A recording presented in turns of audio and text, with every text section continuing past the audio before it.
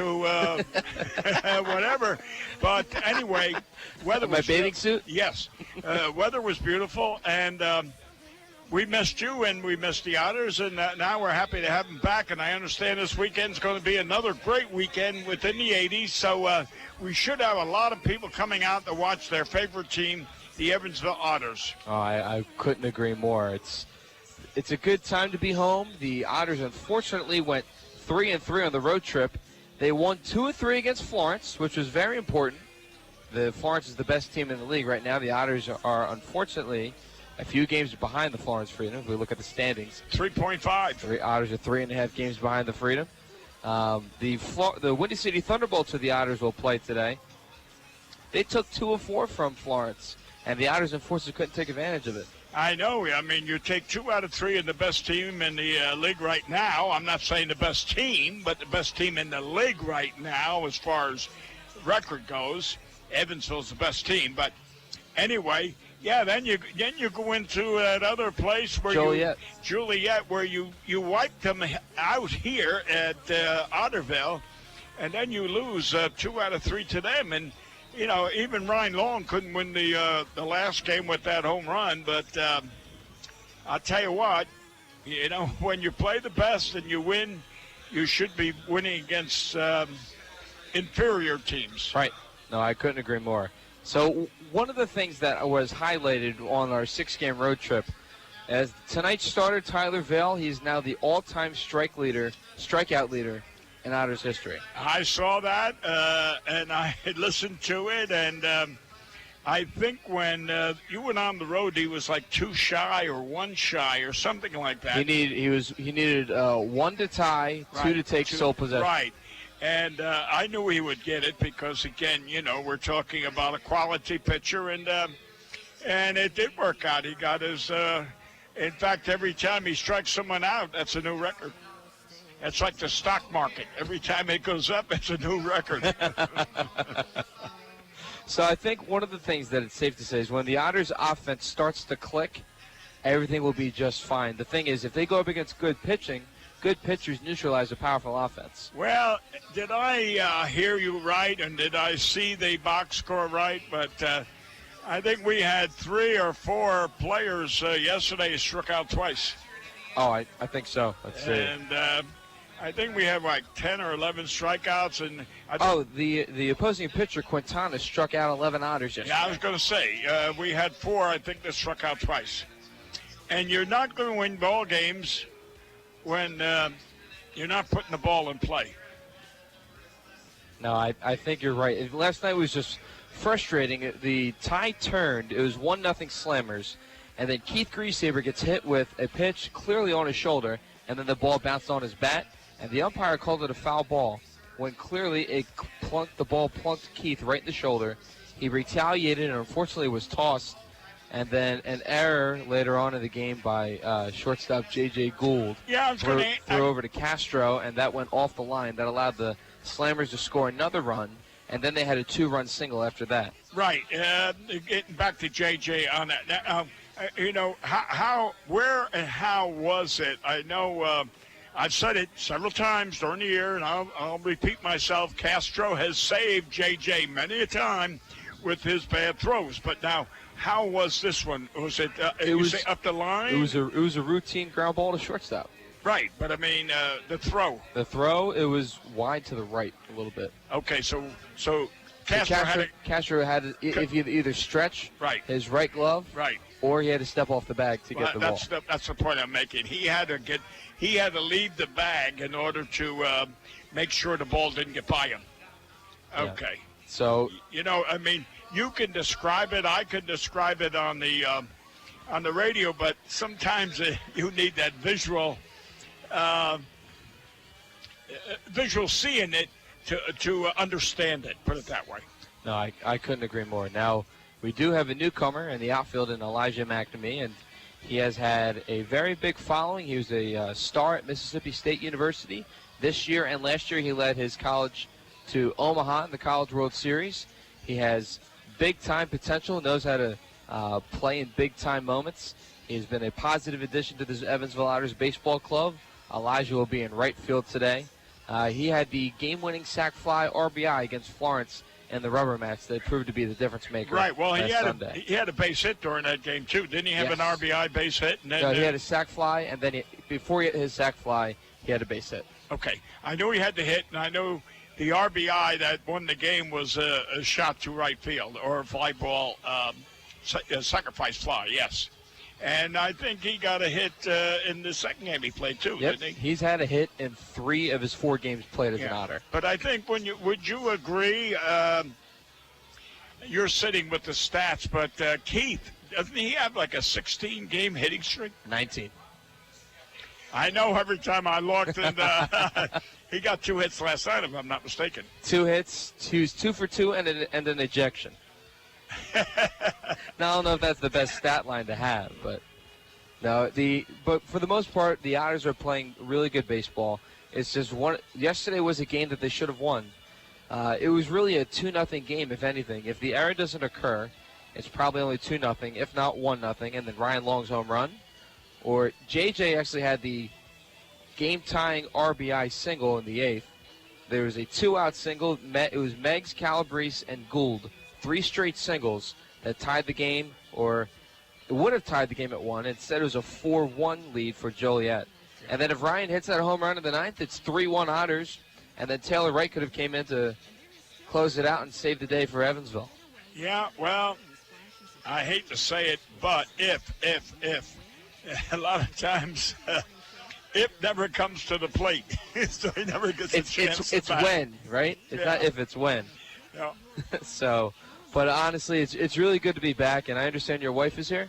Yes, it'll be the first game this year that she's here. And, of course, she listens to you on the radio all the time. But we got good news. I took her to the doctors this morning, the bone specialist, and out in the west side.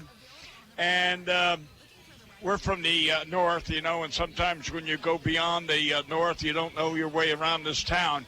It's so big. But anyway, the doctor was very, very encouraging. He said the x-rays showed that the bone breaks that occurred in early March, late February, they were healing. They're not healed yet, but they're in the process, which she showed us. However, the bones that she broke in May, because of you've got to keep active, and even though she uses a walker, every time you move that leg, that pelvis is moving, which makes the recovery much longer. However, she's not in that severe pain. She can walk. She can do things that she hasn't been doing for a while. And our son came in from Louisiana with his children, and she wanted to show off a Bossy Field. And she just got her clothes on. She says, I'm going, pain or not, I'm going. So she's sitting down there in the boxes with my son and his daughter and his son, and I'm so happy to have them. They came in Tuesday, and he painted my shed. They cut my grass. They stripped me of autographed baseballs. They took some, put it this way, between the children that came in a couple of weeks ago and this one here, I'm lucky I got furniture.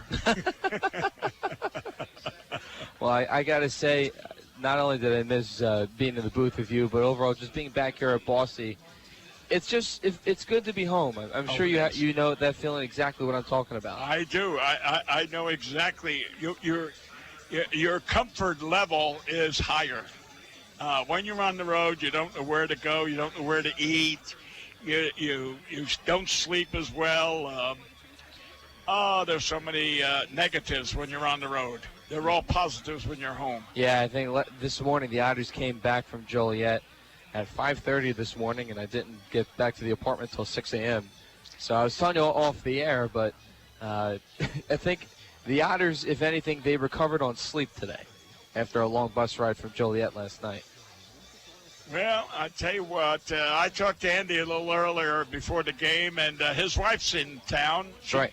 She just arrived with their 2 children, and I know Andy's quite happy, and he surprised me to tell me that he's now living in Binghamton, New York. That's right, because his wife is the head volleyball coach of Binghamton University. Right, and I wasn't aware that, his wife, used to be the volleyball coach at Rutgers University. Oh, really? Yes, and he lived in Piscataway when they first got married. So he lived in my neck of the woods. That's back right. in Jersey. That's right. Well, we'll get to today's starting lineups. Today, batting for the Otters, leading off will be David Cronin. And I got to tell you, David is really hitting the cover of the baseball. It seems like every time the Otters need a run or need a rally started, Cronin is always there to deliver. Well, he's a tough little ball player. He's a Pete Rose type. You know, you need those. Josh Allen was that type, and that's what we need. Batting second will be Keith Griesaber. He's playing center field today. Hunter Cullen will get another night off. Ryan Long plays at third base, batting third. Batting fourth will be the designated hitter, Mike Rizzatello. Batting fifth will be the first baseman, Carlos Castro. Batting sixth will be the Mississippi State Bulldog, Elijah McNamee. Batting seventh will be Jack Meggs. He plays left field. Rob Calabrese behind the plate, catching. And then batting ninth will be the newly acquired Otter, Tanner Wietrich. We saw him playing for the River City Rascals, and he didn't do a bad job for him. His first game as an Otter was the Wednesday 10 a.m. game at Joliet. When the clock struck noon in the eighth inning, the Otters seemed to wake up. With one out, Wietrich hit a double to the right center field and then scored on the RBI single from David Cronin. So Wietrich is 1 for 3 as an Otter at the plate. Doesn't play a bad infield. He can play anywhere around the infield as far as third base, second base, and shortstop. Well, you know, when I saw that lineup tonight, I said, you know, where do I know that name from? And now you just explained it. I guess looking, he didn't play that much with his prior team. He only played in 7 games, but he got 6 hits. You know, that's not bad compared to some others that played 10 games and only got 1 or 2 hits. Right. So. No, I think he's a solid addition. Jacob Adams is still recovering from his injury that occurred when the ball hit him in the face. Oh, last week. yes. So Jacob, as far as I know, is recovering back at home in Arkansas, and everything should be okay. But he's still recovering. Unfortunately, I think he had to get some surgery around his lips. I think his 2 front teeth may have pierced his top lip. So, as far as I know, as far as I know, everything will be okay for Jacob going forward. Well, I do too. You know, there's nothing more that, you know, my son, David, that's here, he was playing Pop Warner football. He was a terror. Oh, yeah? And, he'd score. He was like a bull. He'd rush. He was the fullback. He'd rush up the middle and gain 5-10 yards every time. Mm-hmm. And then when it came to defense, he made almost every tackle. He was tough. He still is. But anyway, he would come and he'd say, Dad, he said, oh, I put so-and-so, they had to take him to the hospital. And I said, don't talk that way because someday that's going to be me. No, Dad, you know, I put this guy in the hospital. Well, at that time, I was the athletic director of a high school in Jersey. Mm-hmm. At about 8 o'clock, I got a telephone call, rush to the South Amboy Hospital. Your son's in the hospital. Oh, I got in the car and I drove, you know, the 10 or 15 miles. And, oh, Dad, you know, I said, I told you. I told you one day. So the point I'm making is you don't want anybody hurt. No, not at all. I don't care whether it's football, baseball, even tennis. You don't want nobody hurt. No, I couldn't agree. So once again for the Otters, Calabrese or Cronin batting first, playing second. It would be Griesaber in center, Long at third, Rizzatello at DH, Castro at first, McNamee in right, Meggs in left, Calabrese the catcher, and Wietrich at shortstop. Tyler Vale on the mound. And I got to tell you, in 60 innings pitched this year, Vale has 60 strikeouts. I know it. I noticed that. And how about the walk situation? I think he's only got 20. That's what he's got, 20. That's 20 into 60. I forgot how many. That's what, 4? 4 times more strikeouts than he has walks. That's right. Hey, not bad. You must have majored in math. No, I'm far from it, believe it or not. Well, the players are being introduced on the field, and when we come back, it'll be first pitch from Boston Field. This is the Otters pregame warm-up right here on the Otters Digital Network at 91.5 WUEV. No matter how large or small your digging project may be, no matter how urban or rural, you must always call 811 before any digging project. 811 is our national one-call number, alerting your local utility companies to come out and mark any lines they have near your dig site. So before you do this or this, make sure you do this. For digging projects big or small, make the call to 811. Brought to you by Indiana 811. The pizza brick road always goes to Tyroni's. I'm in the mood for pizza and I'm ready to go. The pizza brick road goes to Tyroni's. So follow me down the pizza brick road. Road down to Tyroni's. The pizza brick road. The pizza brick road always goes to Tyroni's.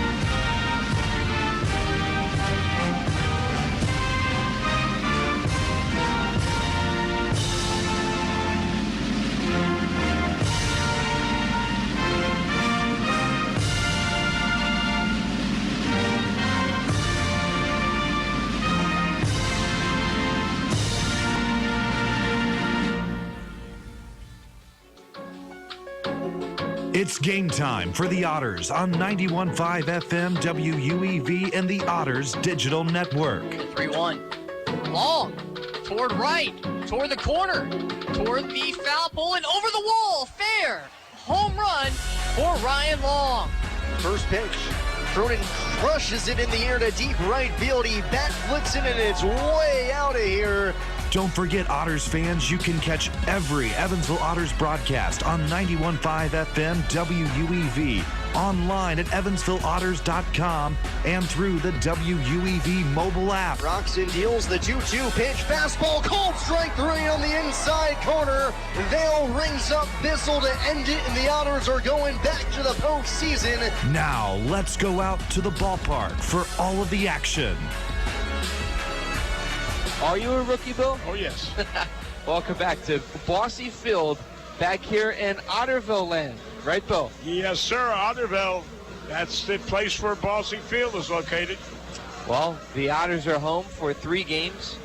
An important 3-game set against the Windy City Thunderbolts. And I got to tell you, we have the navy blue uniforms for the Otters and the traditional gray uniforms for the Windy City Thunderbolts. They kind of remind me of the Kansas City Royals. Well, I would say yes, and you're true what you're saying, and I'm also going to add the Dodgers, L.A. Dodgers. Okay. But I used to have one of those Kansas City uniforms, you know. Did you? Oh, yes. So you were a scout for them? You worked for them? I was one of the original 8 people that started the Kansas City Royal organization back in 1968. That's right. All righty. And, oh, yeah, I got a suitcase, and I got cufflinks, and $10 a day meal money, and hotels had to be under $30. Oh, you can't find that today. I know it. So, batting 1-2-3 against Tyler Vail will be Omar Obregon, Christian Funk, and Bryn Martinez. Omar Obregon is stepping to the plate for the Thunderbolts. As we will be underway shortly, Tyler Vail on the mound coming into today as the strikeout leader in Evansville Otters history. Comes in with a 4-5 record, a 3.45 ERA, 60 strikeouts and 60 innings pitched, and only 20 walks. And during his warm-ups, Mr. Vail's warm-ups, He gets a first pitch strike on the outside corner. It looked like his breaking pitch was working pretty good in his warm-ups. We'll have to see what he does with the batter. He's curveball slider most of the time with the occasional fastball. Right. The 0-1 pitch to Obregon is a foul ball down the first base line. Obregon is a switch hitter, batting from the left side against the right-handed pitcher Tyler Vale, the man from Easton, Pennsylvania. And not only did he get the strikeout record for the Otters, but his mom and dad were there to see it too. Oh, really? Yep. Oh, that's great. Easton, Pennsylvania. Located outside of Allentown. Yes. 0-2 the count to Obregon. Here's the third pitch. That'll be in there for a ball. Inside, knee high. Count moves to 1-2, no outs. We're in the top of the first, no score. We're underway at Bosse Field. Ryan Long at third, Wietrich at short, Cronin at second, Castro at first. McNamee in right, Griesaber in center, and Meggs in left. Swinging a drive to right field. Going back is McNamee to the warning track, and he finds the ball in time for out number one. I'll tell you what, that's the first I've just seen Mr. McAtee or what? McNamee. McNamee. Or some of his fans and his following like to call him Big Mac. Big Mac.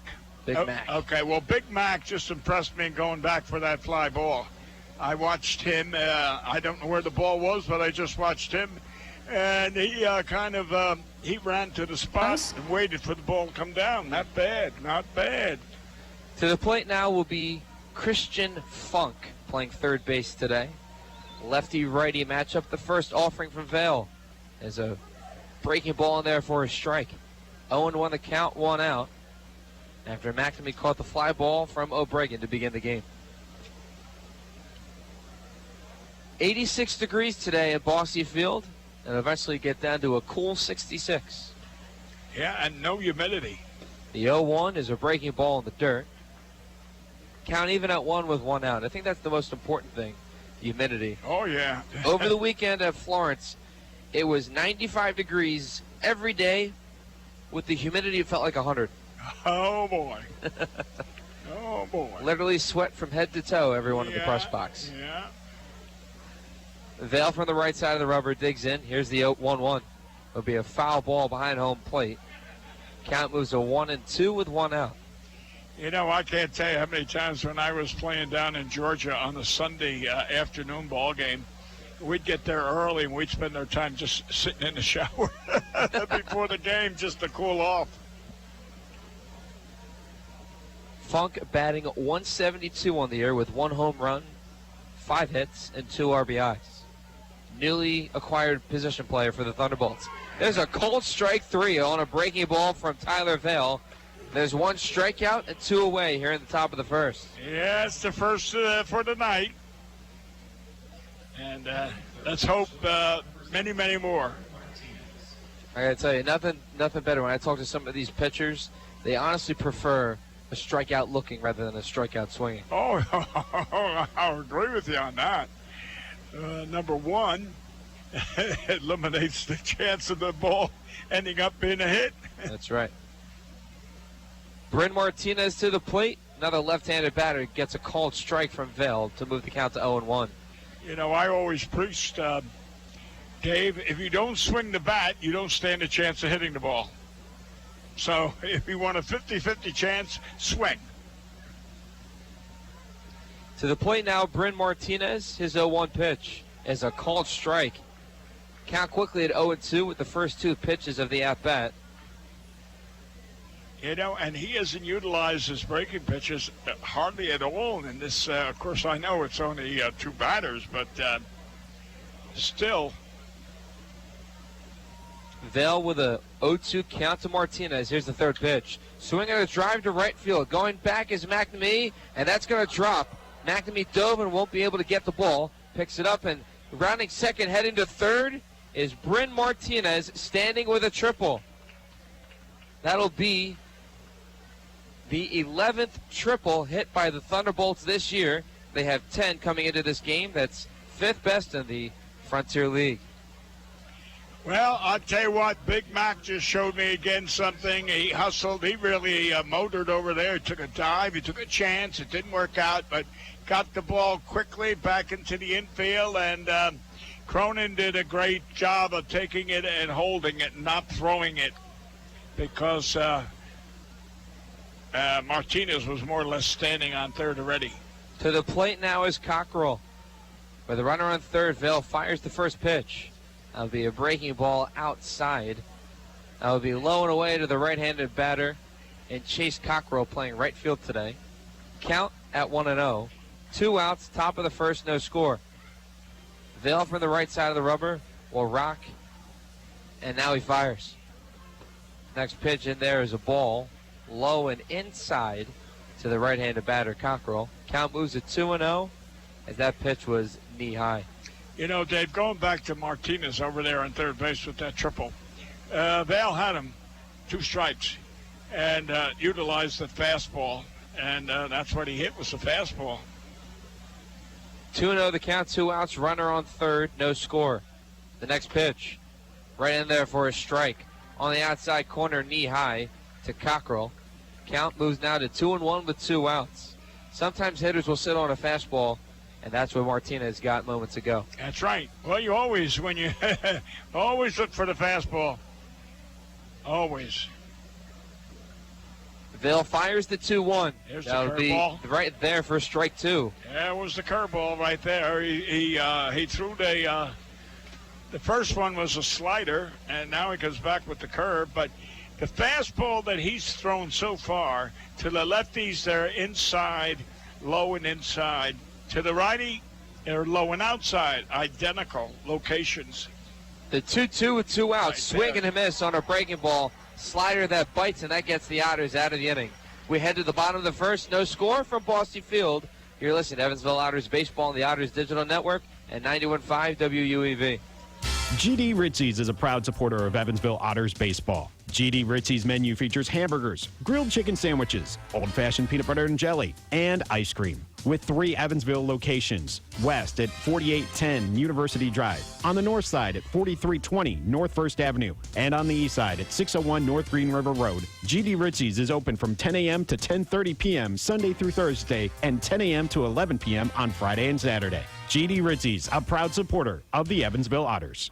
Heritage Federal Credit Union has 7 full-service branches in both Evansville and Newburgh, serving more than 38,000 members. Membership is open to anyone who lives, works, worships, or attends school in Vandenberg or Warwick County. Heritage Federal Credit Union offers mortgage and consumer loans, checking and savings accounts, as well as online banking for members. Heritage Federal Credit Union can be reached toll-free by phone at 1-800-858-1693. It can also be found online at hfcu.info. The Evansville Otters would like to thank the Evansville Courier and Press for their support and coverage of Otters baseball. The Evansville Courier and Press provides news, sports, and weather coverage to the Tri-State, both in a print and online edition. The Evansville Courier and Press can be found online at courierandpress.com, as well as on Facebook, Twitter, Instagram, and Pinterest. The Evansville Courier and Press, a member of the Journal Media Group. Vail from the belt, checks the runner at second. The 2-2 pitch. Swing and a miss, and there it is. Strikeout number 304. The all-time strikeout leader in Otters history belongs to Tyler Vail.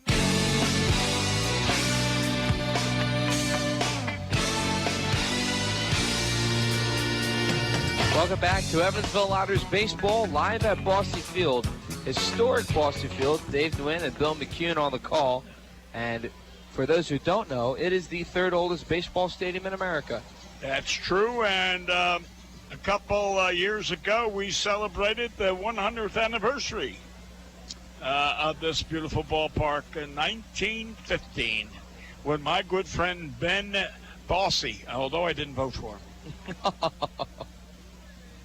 David Cronin to the plate, who'll be facing off against Kenny Matthews. This isn't the first time the Otters have seen Kenny Matthews before. A left-handed starter. He throws a first pitch strike to David Cronin. Counted 0-1 to Dave. Dave Cronin was recently home.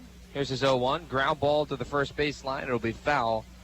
And the count moves quickly to 0-2.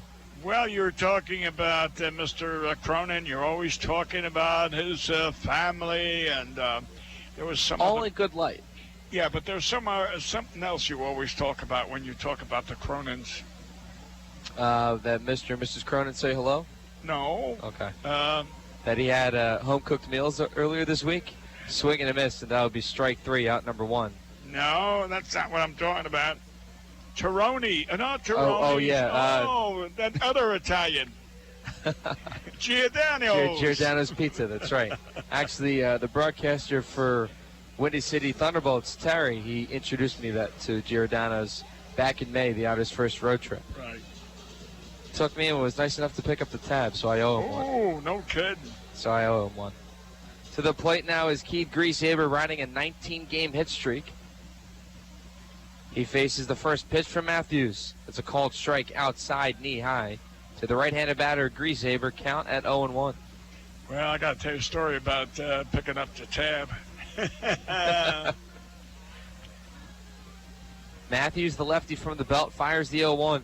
It'll be a breaking ball in the dirt. Count even at 1 with 1 out. Did you ever hear of Old Reliable with the New York Yankees back in the 40s? I've heard of the saying. I don't know where it came from. Tommy Hendrick.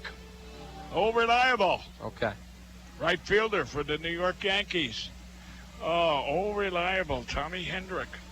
Well, he was our hitting instructor with the Kansas City Royals the first year we were in existence.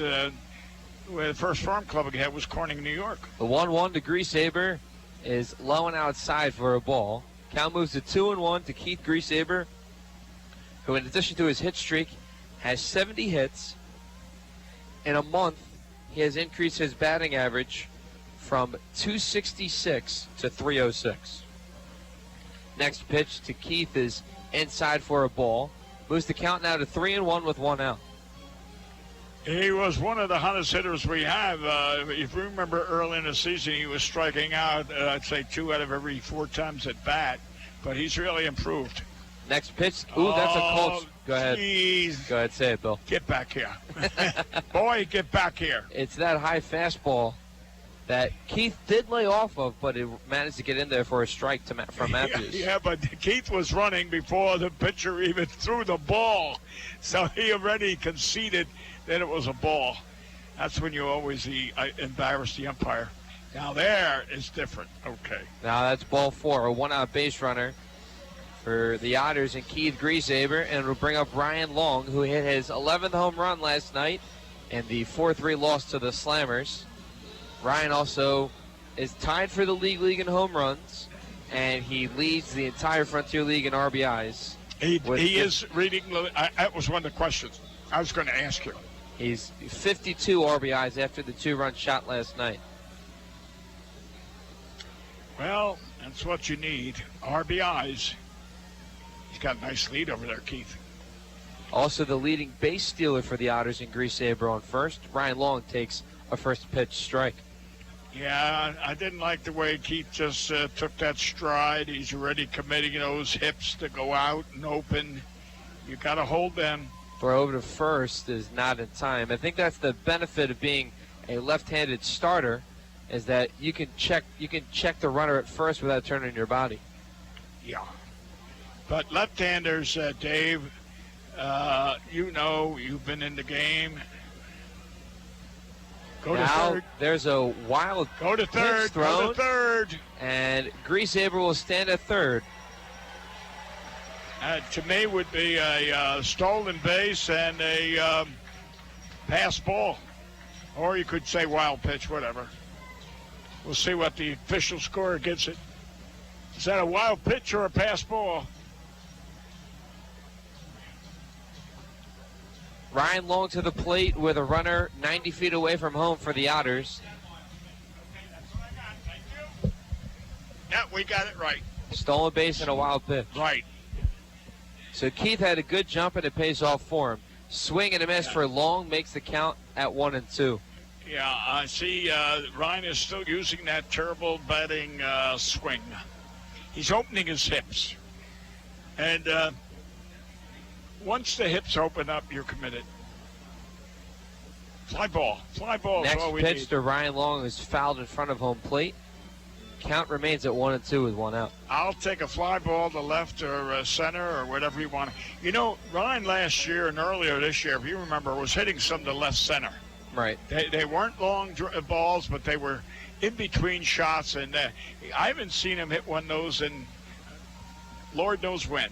The 1-2's ground ball through the hole, a base hit, and RBI single for Ryan Long. Make that RBI number 53 on the year. Good. And that'll be bringing the Otters with a 1-0 lead. Evansville on the board. Yeah, I'm happy for him, and I know his parents are down there in Crandall. Oh, that's that place, yeah. Outside of the big... Big D in Dallas. There you go. I tell you what. To the plate is Mike Rizzatello batting cleanup today. Rizzatello hitting .306 on the year with 34 hits and a home run. He also has 10 RBIs. There's Mike. He always takes that first pitch, and it's always a strike. Well, not always. My scratch said he's got 7 RBIs on the year.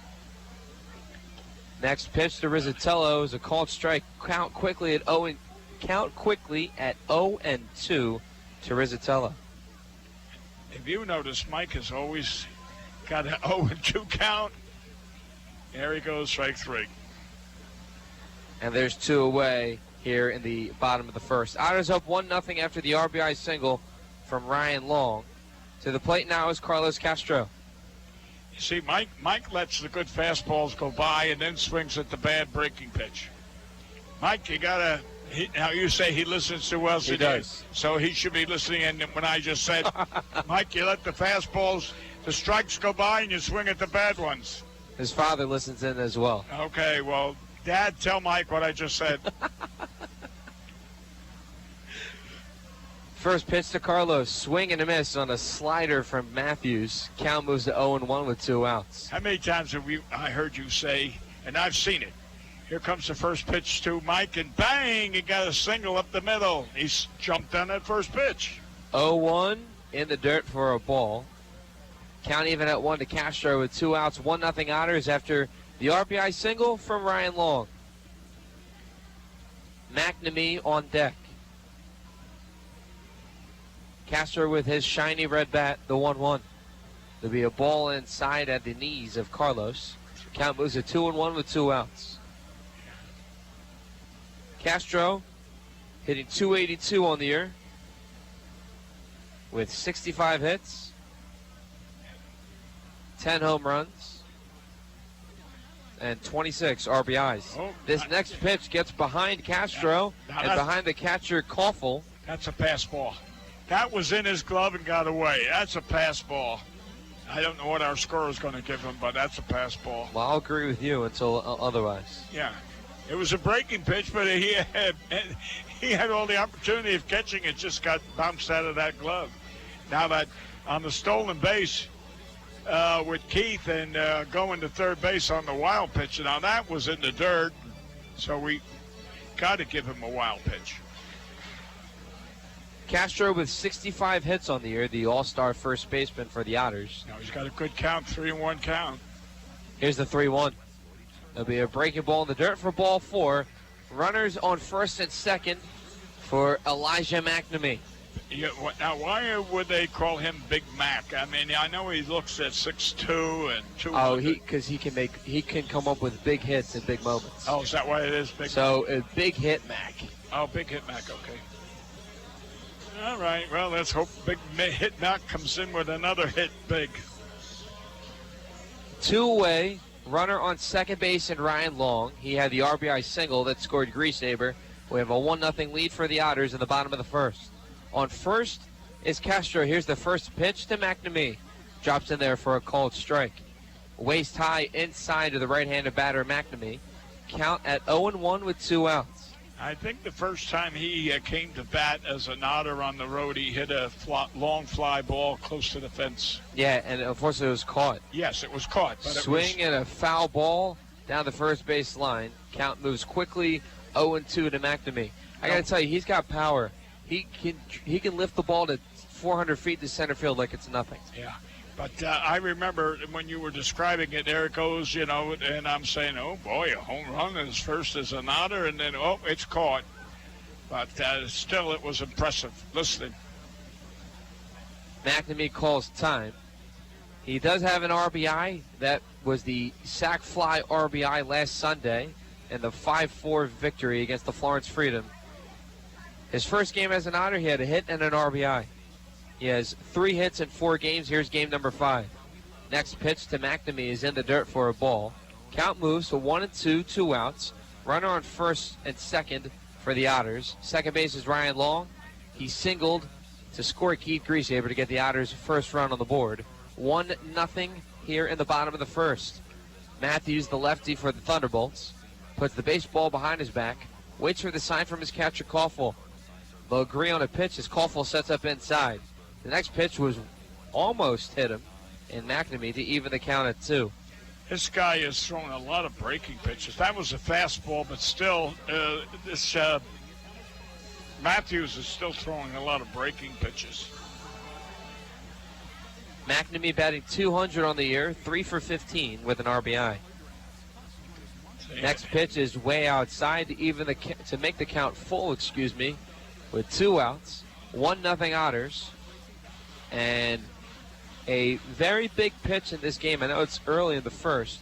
The Thunderbolts are known for their pitching staff to throw a lot of strikeouts. Here's the 3-2. Swing and a ground ball to third. Good stop by Funk. Goes over to first, and McNamee is thrown out on the 5-3 putout. A hard hit ground ball to third. Funk made an excellent play to get the Thunderbolts out of the inning. I thought that was an RBI, but anyway, that's the end. We go to the top of the second here at Bosse Field. Otters up 1-0 after the RBI single from Ryan Long. You're listening to Evansville Otters Baseball on the Otters Digital Network at 91.5 WUEV. The Hoosier Lottery began selling lottery tickets on October 13, 1989. Since then, the Hoosier Lottery has offered hundreds of different games, awarded prizes to millions of players, and given billions of dollars to the state of Indiana. The Hoosier Lottery's mission is to responsibly provide innovative and entertaining lottery games for the benefit of the citizens of Indiana. To learn more about the Hoosier Lottery, visit them online at HoosierLottery.com. The Hoosier Lottery, a proud supporter of Evansville Otters baseball.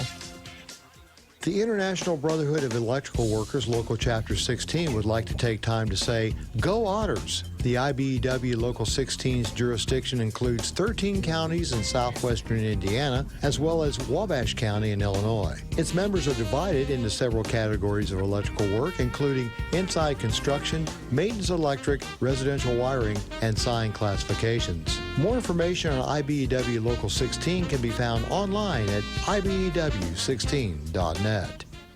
The Tri-State Area Marathon service stations are proud supporters of the Evansville Otters. Marathon has over 5,100 Marathon-branded stations nationwide, and a full list of area Marathon stations and a list of daily gas prices are available online at myMarathonStation.com. Marathon provides products which support commercial, industrial, and retail operations. Marathon's slogan is Fueling the American Spirit.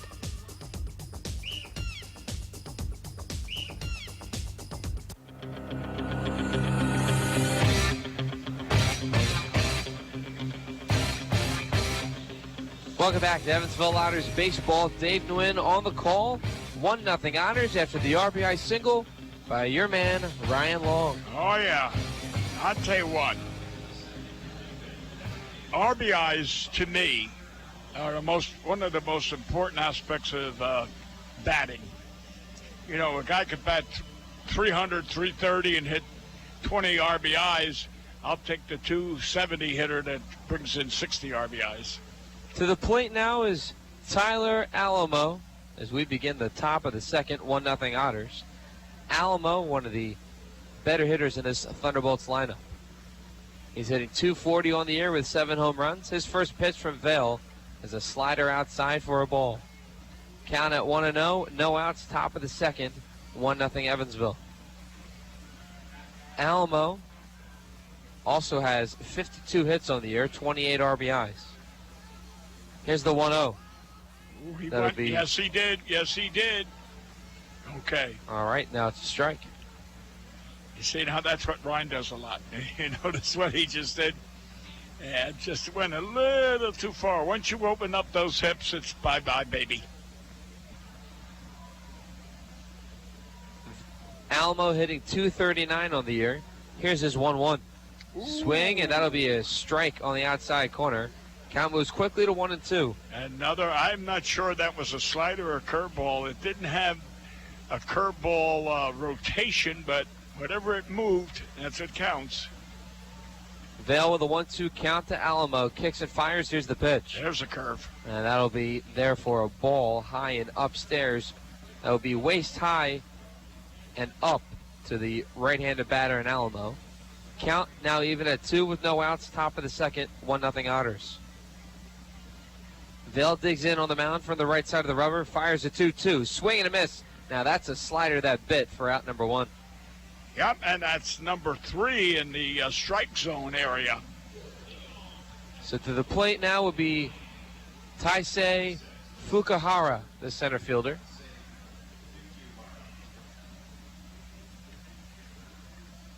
Hitting 202 on the air for the Thunderbolts. Now, where did he come from? Let's see.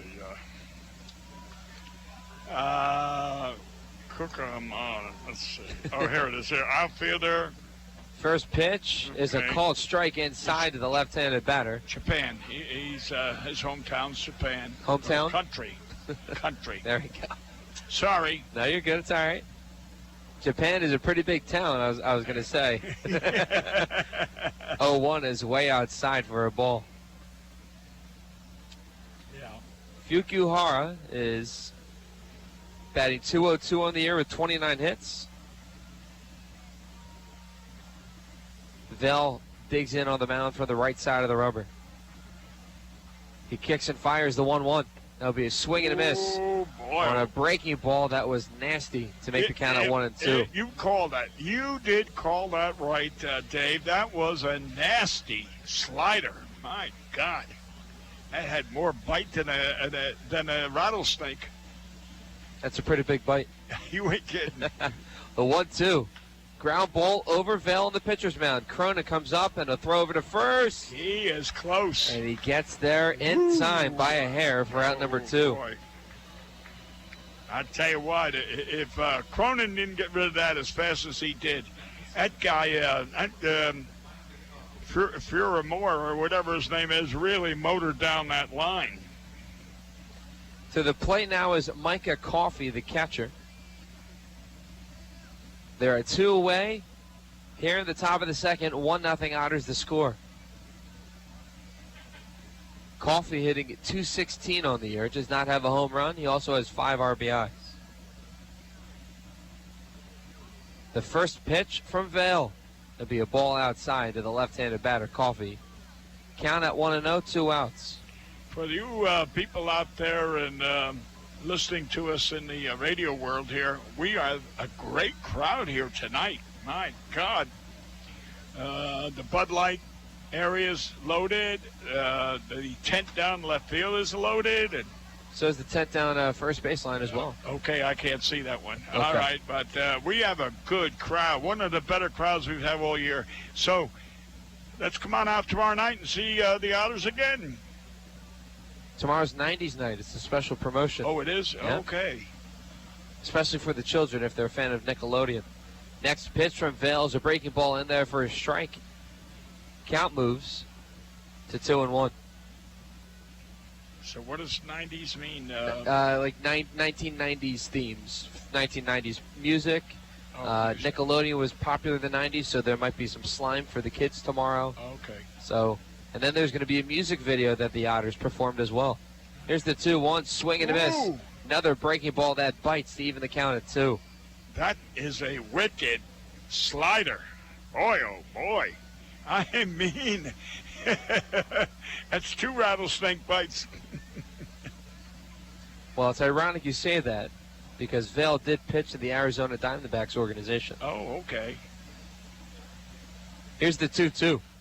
Be outside for a ball.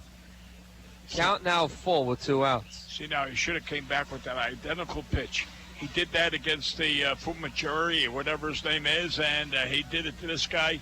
He's come back with it. I mean, he's got good command of that pitch. What's his, Fujihara or whatever? We'll figure it out. Well, yeah, anyway, the guy from Japan. Fukuhara. Fukuhara, okay. Is Taisei easier to say for you? I'm sorry? Taisei, that's his first name. Oh, all right, Ticey. Okay. Payoff pitch is fouled behind home plate. Yeah. Coffey's count remains full with 2 outs. We're in the top of the second, 1-0 Otters. Each team has a hit. The one hit for the Otters came on the RBI single from Ryan Long to score Keith Griesaber back in the bottom of the first. Left-handed batter, right-handed pitcher matchup. We got Cronin at second, Wietrich at shortstop, Long at third, Castro at first. Vail digs in. Here's the payoff pitch. I'll be outside for ball 4.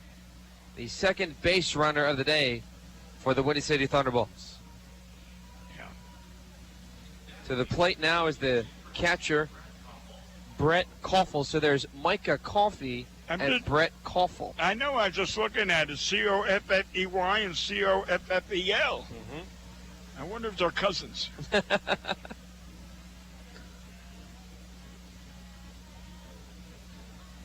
Koffel stands in on the right side of the box. Runner on first, 2 outs, 1-0 Otters in the top of the second. Here's the first pitch, and it'll be right in there for a strike.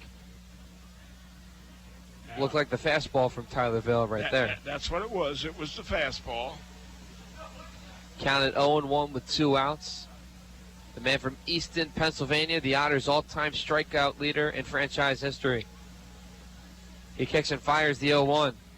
That'll be, that was in there for strike 2. I think that was a gift.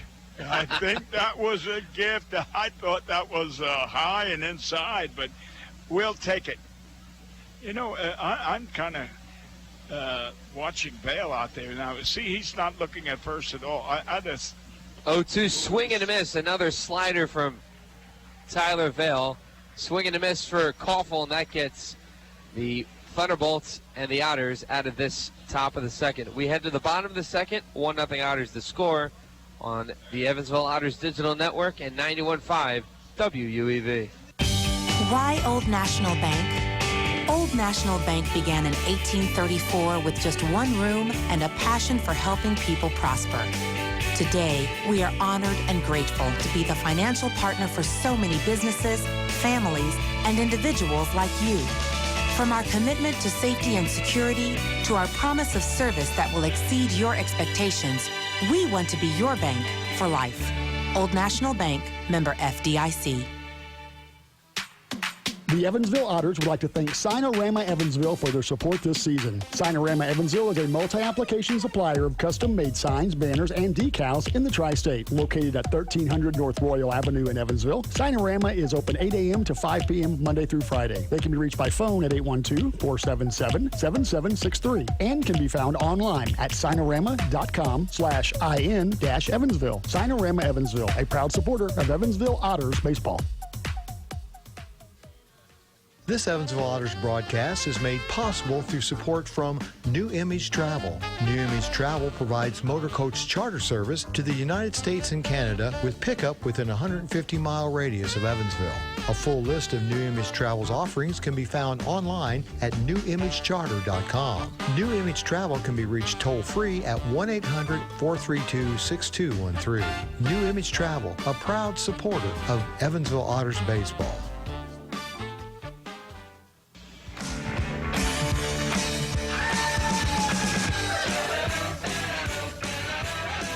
Welcome back to Evansville Otters baseball. Dave Nguyen and Bill McCune on the call. 1-0 Otters. We're in the bottom of the second. To the plate for the Otters will be tonight's left fielder in Jack Meggs, followed by Rob Calabrese and the newly acquired Otter from the River City Rascals and Tanner Wietrich. The cool thing about Meggs is that he's one of those guys who always has a smile.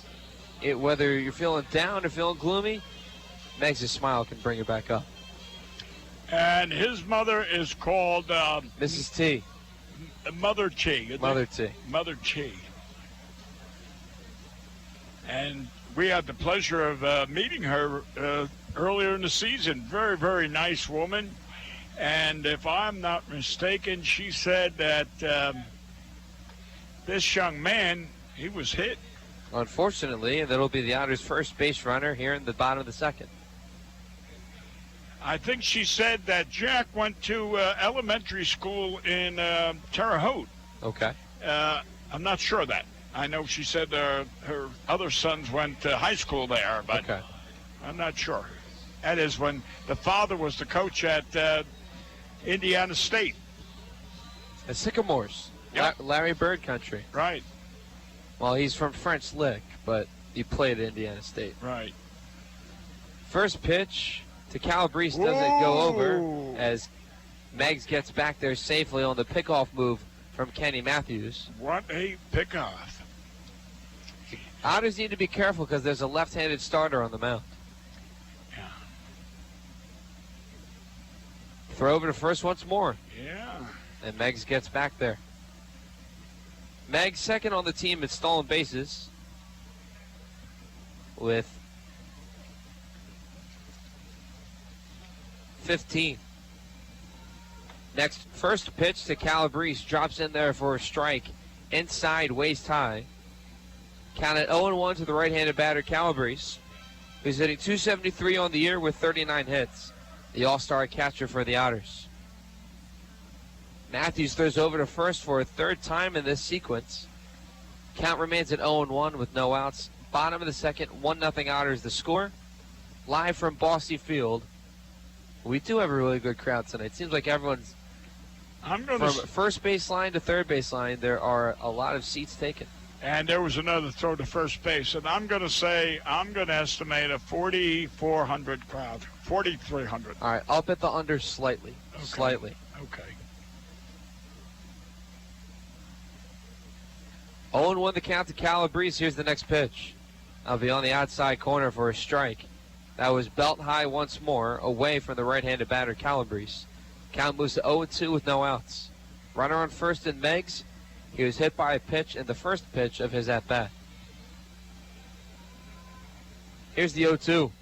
Be a breaking ball that's fouled by at home plate. The part of the barrel, the end of the barrel of the baseball bat, just barely got there on that pitch to Calabrese. Well, then he reached that was a breaking pitch, and you said it. He reached for that. He was very, very protective of that plate. 0-2 the count. Calabrese needs to protect. Throw over to first once more. And I believe this is the fifth time in this at-bat that Matthews, the left-handed starter for the Thunderbolts, has thrown over to first base. And in essence, what that means is he's concentrating on the runner, not the batter. There goes another. That'll be throw over number 6, and the Evansville faithful is letting Matthews hear it. Well, that's good. I mean, the more he throws over there, the less he's got good stuff to throw to the batter. Here's the 0-2 to Calabrese. That's a ball upstairs. See, that was wild. There was no control at all on that because, again, I know it's Monday morning quarterbacking, but when you lose concentration, you're not going to be very effective.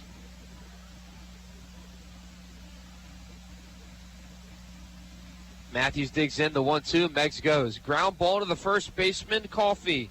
And he can only touch the first base bag for out number 1. Good job by Rob Calabrese to move Meggs over to second, a runner in scoring position with 1 out. I'm going to say Meggs had that base stolen easily. He got a good jump. And I watched this catcher throw the second in between innings, and he winds up the throw. He doesn't have that short catcher's throw. He winds up. So I would, Andy's gambling, and I would too. So overall, Tanner Wietrich, the former River City Rascal, comes to the dish in his second game as an Otter. Overall, Wietrich is hitting .353 with 8 hits, 1 of them as an Otter, 7 as a Rascal. He played in 8 games. He has 8 hits overall in his Frontier League season. Next pitch is high and upstairs for a ball. Count moves quickly at 2-0 to Wietrich.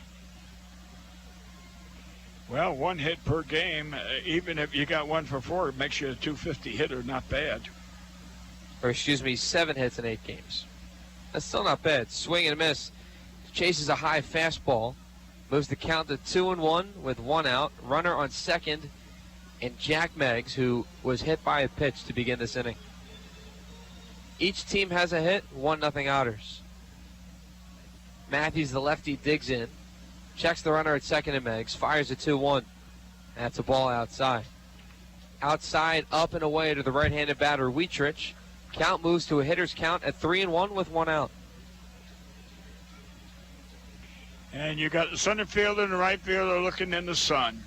So, oh, there he goes, stealing. Swing and a miss, getting down to third base in time. That throw from Koffel down to Funk was wild. Koffel, the third baseman, jumping up in the air to save the ball, sailing into left field, and could have saved a run. Count now full after Wietrich. I think he swung and missed purposely to allow Meggs to get over there. Protecting the runner, yeah. And here is a fly ball to right field, foul territory, and it'll drop near the Otters bullpen and on the first base line. Count remains at 3-2 with 1 out. Another run 90 feet away from home. The Otters currently lead 1-0. Meggs wants to try to get to home safely. Funk down there at third is listed as 6'1". He looks bigger than that, and if he wasn't that big, that ball would have been in the outfield. The payoff pitch, it'll be fouled behind home plate, caught the handle of the baseball bat of Wietrich. Count remains at 3-2. So the infield now in for the Thunderbolts. Everyone in on the infield, edge of the infield grass, trying to prevent Meggs from going home. So a ground ball through the infield would score the run. Here's a fly ball foul behind home plate. He's protecting that plate. Tanner. Yeah. Remember Chuck Tanner played here. He was an outfielder with the old Evansville Braves. Later, was he? Later managed, Atlanta and the White Sox. The payoff pitch. Ground ball. Good stop there by Martinez. He throws over to first. Ooh. I got to tell you, Martinez with that backhand stop saved a run for the Thunderbolts. Yeah. If that ball goes through the infield, Meggs would score easily. Yeah. So 6-3 on the putout, and it'll bring up Big Dave Cronin in a big spot for the Otters. Cronin hitting .277 on the year. He's 0 for 1 today with a strikeout back in the first. 65 hits on the year for Dave. The left-handed batter digs in. Lefty-lefty matchup. Matthews kicks and fires from the belt. It's a breaking ball in the dirt. Count moves to 1-0 to Cronin. Yeah, look at this catcher. Koffel. Yeah, I know. I was just looking. St. Leo's University, that's on Florida. Is it? Yeah, and he's from Claremont, outside of Leesburg. That's down the road from Leesburg. The 1-0. Swing and a miss on a breaking ball from Matthews. Count quickly even at 1 with 2 outs. Yeah. Meggs on third. He was hit by a pitch to begin the inning. He stole second safely and then went over to third on another successful stolen base. Here's the 1-1. Then Cronin decided to show bunt, couldn't pull his bat back in time. It's a strike called on the outside corner. Count moves to 1-2 with 2 outs. I don't think that would have been too successful the way Funk was right on the grass, and right now he's way back. Now is when you bunt, but not when the guy's on the grass. The 1-2. Inside, knee high to Cronin. Count even at 2 to the left-handed batter and the second baseman for the Otters, who has an on-base percentage of .361. And look, number 2 at bat, 2 balls, 2 strikes, 2 outs, and number second base. That's 5 twos. And we're in the second inning. Yeah. So make it 6. Oh, you're right. Way, you're ahead of me, man. You're ahead of me. My apologies. I thought I was smart by getting 5. Breaking ball in the dirt to Cronin that was low and away. Count full with 2 outs. Runner on third in Meggs for the Otters. The payoff pitch. Ground ball to the second baseman, and he won't handle it cleanly. Meggs will score from third. It's 2-0 Otters after the RBI single from David Cronin. Yeah, that was the second baseman was really in short right field going after that. Even if he caught it cleanly, I doubt he could throw Cronin out because, again, he would have had to do one of those pyramids. What do they call it, those dentists? The pirouette? Yeah, pirouette. He would have had to do a pirouette. Okay. And I doubt he would have got Cronin so So O'Brien at second was unable to make the play. He had the ball in his glove, but just couldn't come up with it. Swing and a fly ball. It goes foul behind home plate. 0-1 the count to Griesaber. He reached on a walk and scored the Otters' first run of the game after the RBI single from Ryan Long. Griesaber comes into this game riding a 19 consecutive game hit streak. And Cronin gets to second base without a throw. Well, again, a Monday morning quarterback, I said I'd take advantage of this catcher back here. He is weak. He's weak on ground balls. He's weak on his throws. He's inaccurate. His accuracy is not there. 1-1 the count to Griesaber. Cronin at second. Here's the pitch. It'll be dropping in there, breaking ball off speed for a strike. Count moves to 1-2. What I was trying to say is erratic with his throws, and if you notice just then what he did, he pulled that ball. It was high, and he pulled it down. So he's also an actor. The 1-2, the fly ball foul down the first base line. Someone down the stands needs to be careful, as hopefully everyone down the first base line's okay. Right near the concession stands on the first base side. Count moves to 1-2 with 2 outs. Runner on second and Cronin. So second inning, 1-2 the count, 2 outs, number 2 on second base. Matthews digs in on the mound, and the lefty will step off the rubber to gather himself. On deck will be Ryan Long. Long is responsible for the Otters' first run of the game. He singled back at the first, scoring Griesaber when he walked. Matthews, the lefty, fires the 1-2. It'll be another foul ball down the first base line. I'll say one thing. The Otters are really going after 2 strikes. They're really protecting that plate. That's something I haven't seen for a long time. Very aggressive. Well, the other thing is that the Otters have a very successful record at Bosse Field. They were 18-9 coming into today's game. The 1-2 swing and a pop-up. Center field. Going back is Fukuhara, and he makes the catch in center for out number 3. Cronin comes up clutch with an RBI single that scored Jack Meggs. We are through 2 at Bosse Field. 2-0 Otters, right on the Otters Digital Network and right 91.5 WUEV. The Tin Fish Restaurant is located at 707 State Street in Newburgh, Indiana. Independently owned and operated, the Tin Fish menu featured salads and sandwiches, as well as seafood platters and combos, and seafood burritos, tacos, and burgers. The Tin Fish Restaurant is open 7 days a week from 11 a.m. to 8 p.m. They can be reached by phone at 812-490-7000. Visit them online at tinfishnewburgh.com. The Tin Fish Restaurant, a proud supporter of Evansville Otters baseball. Since 1994, Slays Restoration has been assisting tri-state residents clean up and restore their properties after disasters of all kinds. Located at 2121 Cotter Avenue in Evansville, Slays Restoration offers assistance for water damage, fire and smoke damage, mold and biohazard mitigation, complete reconstruction, and much more. Slays Restoration can be reached toll-free 24 hours a day at 1-888-776-8555. It can also be found online at slaysrestoration.com.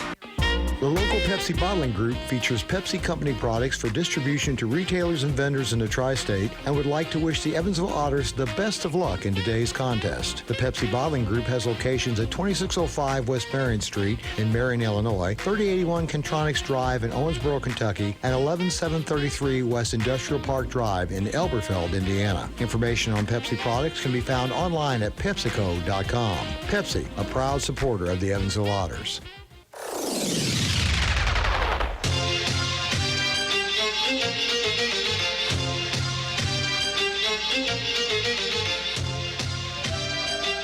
Don't hold back, Bill. We're at the top of the third. 2-0 Otters to score. Right here on 91.5 WUEV and the Otters Digital Network. Well, can I finish that story about the old reliable then? Absolutely. Oh, okay. Tommy Hendrick. Okay, he was the hitting instructor for the Corning, Kansas City Royals first farm club, which was Corning. Okay. And he was the batting instructor, and there was a place called Tarantelli's, which we used to go to eat before the game and after the game, an Italian place, really nice. And Mrs. Tarantelli loaded us up with the spaghetti. You'd ask for a side dish, and you got enough spaghetti for a week. And after this pitch, I'll finish. Tyler Straub's first pitch from Vail is a ball inside to the right-handed batter. Righty-righty matchup, count at 1-0. So the game would get over. We'd all go down to Tarantelli's, have a couple beers, and have some pizza. And Tommy Hendrick would be there. And next pitch from Vail drops in there for a strike. Count even at 1. He'd tell us, he'd say, "Oh, Bob Feller's on the mound," and he'd spit in his hand, and he'd roll up his sleeve of his shirt, and he'd say, "Oh, it's a 3-2 count, and Bob Feller is pitching," and Vail fires the 1-1. Ground ball, that's a fly ball foul down the first baseline. Count moves to 1-2. And he'd swing with his hands, this would be in the bar or the restaurant, and he'd swing and say, that's how you hit. And that was the way he taught hitting. I mean, that's why we got rid of him. But anyway, that's not the point. We'd be all sitting there, a former major leaguer, big time. 1-2, swing and miss. Another slider that bites for out number 1. Vail looking comfortable on the mound. That slider is effective as any rattlesnake you want to see. That bite is terrific. Well, anyway. Is it poisonous? So far, it's poisonous to Windy City. But anyway, we'd be so wrapped up in listening to stories from a great major leaguer, played in the 40s, the World Championship, Joe DiMaggio and all them. And then he'd say, "Okay, fellas." First pitch, another slider, a swing and a miss for Omar O'Bregan for strike 1. So he said, "Okay, fellas, I'll see you out at the ball field tomorrow morning, 9 o'clock. Okay, Tom, see you." Well, that's Monday and Tuesday. Then it's Wednesday. Then it's Thursday. And swing and a foul ball behind home plate to O'Bregan. Count quickly at 0-2 with 1 out. So it was Bo Osborne and Buddy Peterson, myself were the two coaches. Osborne was the manager, and we'd be sitting there, and and all of a sudden here come the bill. It'd be about $30, $40, and you say, okay. And that'd be it. Here's the 0-2 from Vail. Called strike 3 on the outside corner. I got to tell you, Vail is dealing right now. We're in the top of the third, 2 quick outs. He's got 6 strikeouts at Mike. It's 1, 2, 3, 4, 5, 6. 6 strikeouts. Well, anyway, to cut the story ended, finally one night we said, Tommy always leaves before the bill comes. He's that guy? Yeah, and then we realized right before the bill, he'd always, "I'll see you tomorrow, fellas." We were paying for his beer and pizza. Oh. That's very generous of you. Oh, you ain't kidding. First pitch to Funk. Drive to right field. Going back is McNamee. It'll one hop off the wall. Throw to second base. We might have a play. Wietrich caught the ball in time. Funk slides in there safely with a 2-out double. And again, I'm impressed with the right fielder. It was a hard hit. It wasn't a high fly. It was kind of a line drive. And Big Mac, or Big Hit, whatever it's called. Big Hit Mac, or I think Big Mac is. All right, Big Mac. He went back and then leaped and just outside of his glove, but he's impressive. Bryn Martinez to the plate. He had the 2-out triple back in the first. Martinez batting .291 on the season. Runner at second, 2 outs. Vail fires. That pitch is catches the outside corner for a strike. On a breaking ball right there. Left-handed batter, right-handed pitcher in matchup. Slider seems to be the best pitch for Tyler Vail as of today. I would agree with you. I would agree. That slider's got a bite. Here it is there. And for a swing and a miss, and afterwards a very late foul tip to Martinez. He's in the hole at 0-2 with 2 outs. What is making his slider so effective, Dave? He's keeping it low, so the bite is even sinking lower to a left-hander. It's going into his ankles, and for the righty, it's drifting away, and it's very, very effective. Now the curveball seems to be hanging just a little, so he hasn't gotten that. He hasn't pulled the shade down yet. 0-2 the count to Martinez. He's 1 for 1 with a triple. Batting from the left side against the right-hander, Tyler Vail. Now he hit a fastball the last time for that triple. Let's see what he's getting this time. 0-2 swing and a foul tip behind home plate. Catches the handle of the baseball bat in Bryn Martinez. Martinez hitting .291 with 65 hits, 24 RBIs, and an on-base percentage of .329. He also has 3 home runs. See, now Calabrese should call for that same slider, down, low, and in.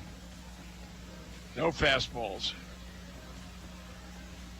Vail checks the runner at second. He fires an 0-2. It'll be a fastball upstairs. Count moves to 1-2. All right. With two strikes and no balls, it's either throw it high or low and outside, whatever To the try to case get may him to chase, right? Yes, to get the bait, yeah. In other words, you can afford to waste the pitch. Vail checks the runner at second once more. Here's the 1-2. Be a ground ball along. He fields it at third, throws over to first. A bang play to get the Otters out of the inning. We head to the bottom of the third on a strike throw from Long to Castro to end the inning. 2-0 Otters on the Otters Digital Network and 91.5 WUEV. SRG Global, a Guardian company, would like to wish the Evansville Otters the best of luck in today's contest. Founded in 1932, SRG Global is one of the world's largest manufacturers of chrome-plated plastic parts for the automotive, commercial truck, and household appliance industry. Located locally at 601 North Congress Avenue in Evansville, SRG Global can be found online at srgglobal.com. They can also be reached in Evansville by phone at 812-477-6151. Injuries are inevitable. It doesn't matter if you're playing baseball, walking the dog, or falling from a ladder. Injuries happen. When they do, Tri-State Orthopedics offers treatment for sprains, strains, and fractures by medical specialists. Tri-State Orthopedics is located at 225 Cross Lake Drive in Evansville, just north of the Lloyd and I-164. Tri-State Orthopedics can be reached by phone at 812-477-1558. Its urgent care line is 812-474-OUCH. Tri-State Orthopedics, a proud supporter of Evansville Otters baseball. WUEV listeners, you can catch Evansville Otters baseball this week, Tuesday through Sunday on 91.5 FM WUEV. And remember, the Otters pregame warm-up begins 15 minutes prior to first pitch. You can listen on 91.5 FM, WUEV.org, EvansvilleOtters.com, and through TuneIn Radio. It's Evansville Otters baseball on WUEV. For those listening in Otterville land, well, you like that one, huh? Otterville land? Yeah. I've never heard that one before. Well, all right.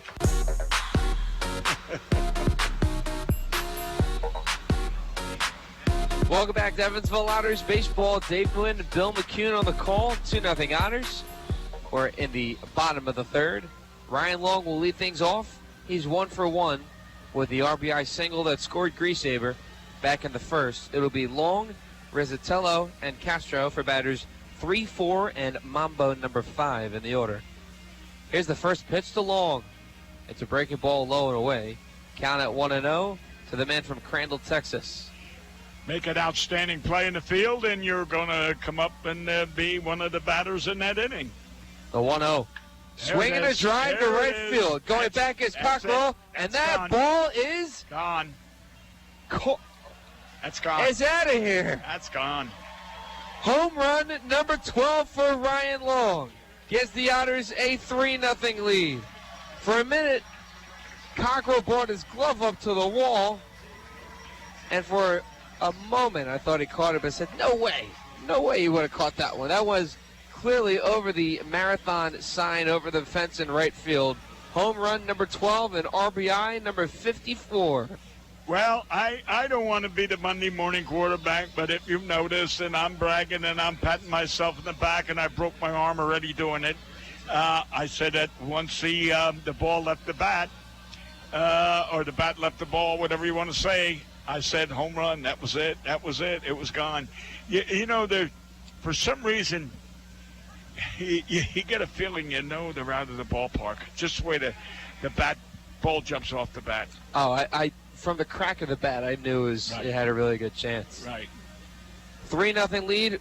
Rizzatello will rip this pitch foul down the first base line. Count quickly to 0-2 to Riz.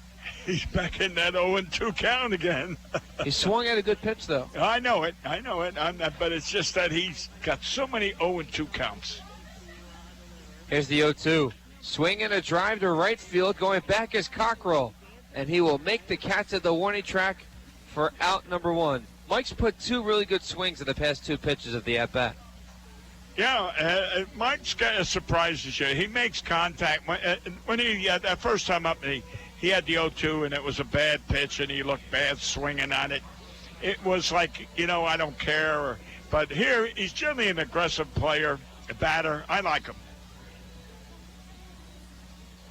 Here we got, we got a little concession down here. We got those 2, who are they? The mascots for the Otters.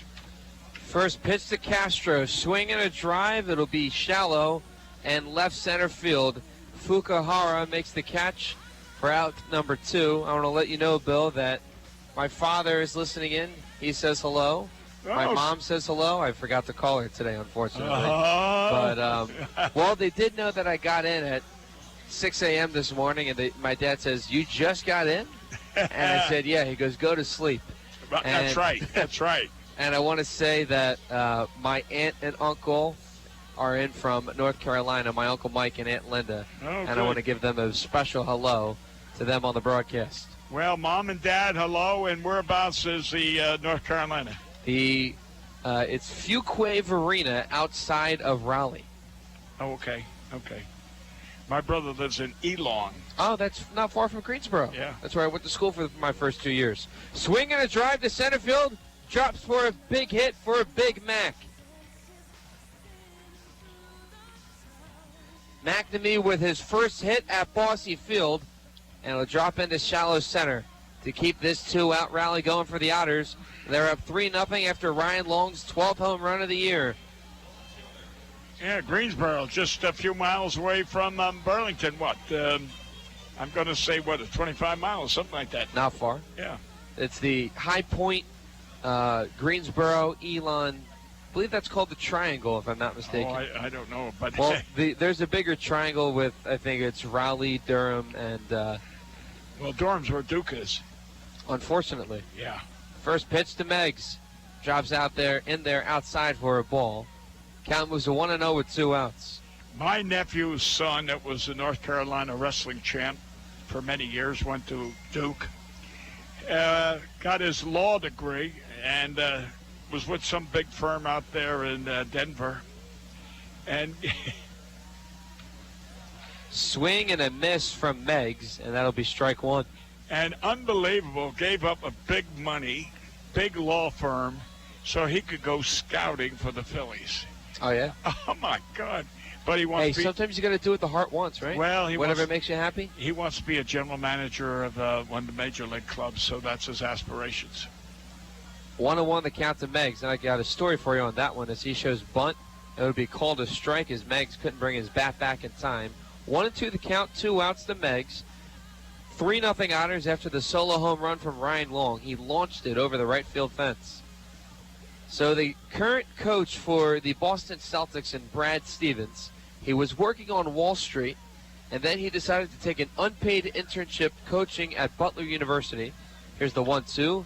It'll be flaring foul down the third base line. Funk might have a chance, and he does. And so he does. To finish up the thought, Brad Stevens takes a head coaching job for the men's basketball team, initially as a coaching unpaid intern. Right. After working on Wall Street. At Butler. At Butler. Indiana. Yep. Then he becomes the head coach of Butler.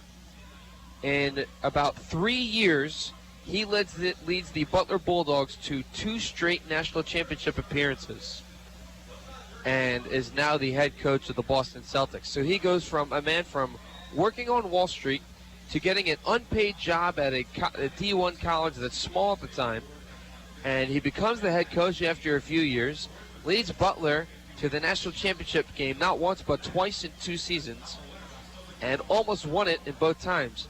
He lost to Duke on the last play of the game. Gordon Hayward chucked the ball from half court, it hit off the backboard, went off the top of the rim and out, unfortunately. It could have been a buzzer beater that would have tied the game and the national championship in 2010. And then he had a Shelvin Mack-led basketball team that faced off against the hot UConn Huskies in 2011 back in Houston in the national championship game, and one of the more ugly NCAA men's championship games. A lot of shots were missed due to the stadium playing an NRG stadium in Houston, and UConn was able to come away with the title with Kemba Walker going off in the NCAA tournament.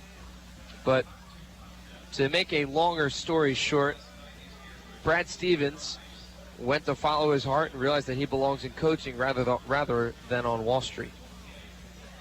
So we're in the top of the 4th, 3-0 Otters. 2 of those runs thanks to Ryan Long. He had a solo home run to right field. He had an RBI single in the first. Cronin has an RBI single in the second. Otters have 3 runs on 4 hits. The Thunderbolts have no runs on 2 hits. You have any thoughts? Well, if you're still talking about Butler, the one you just talked about, it hit the rim, and it didn't go in. My son coached him.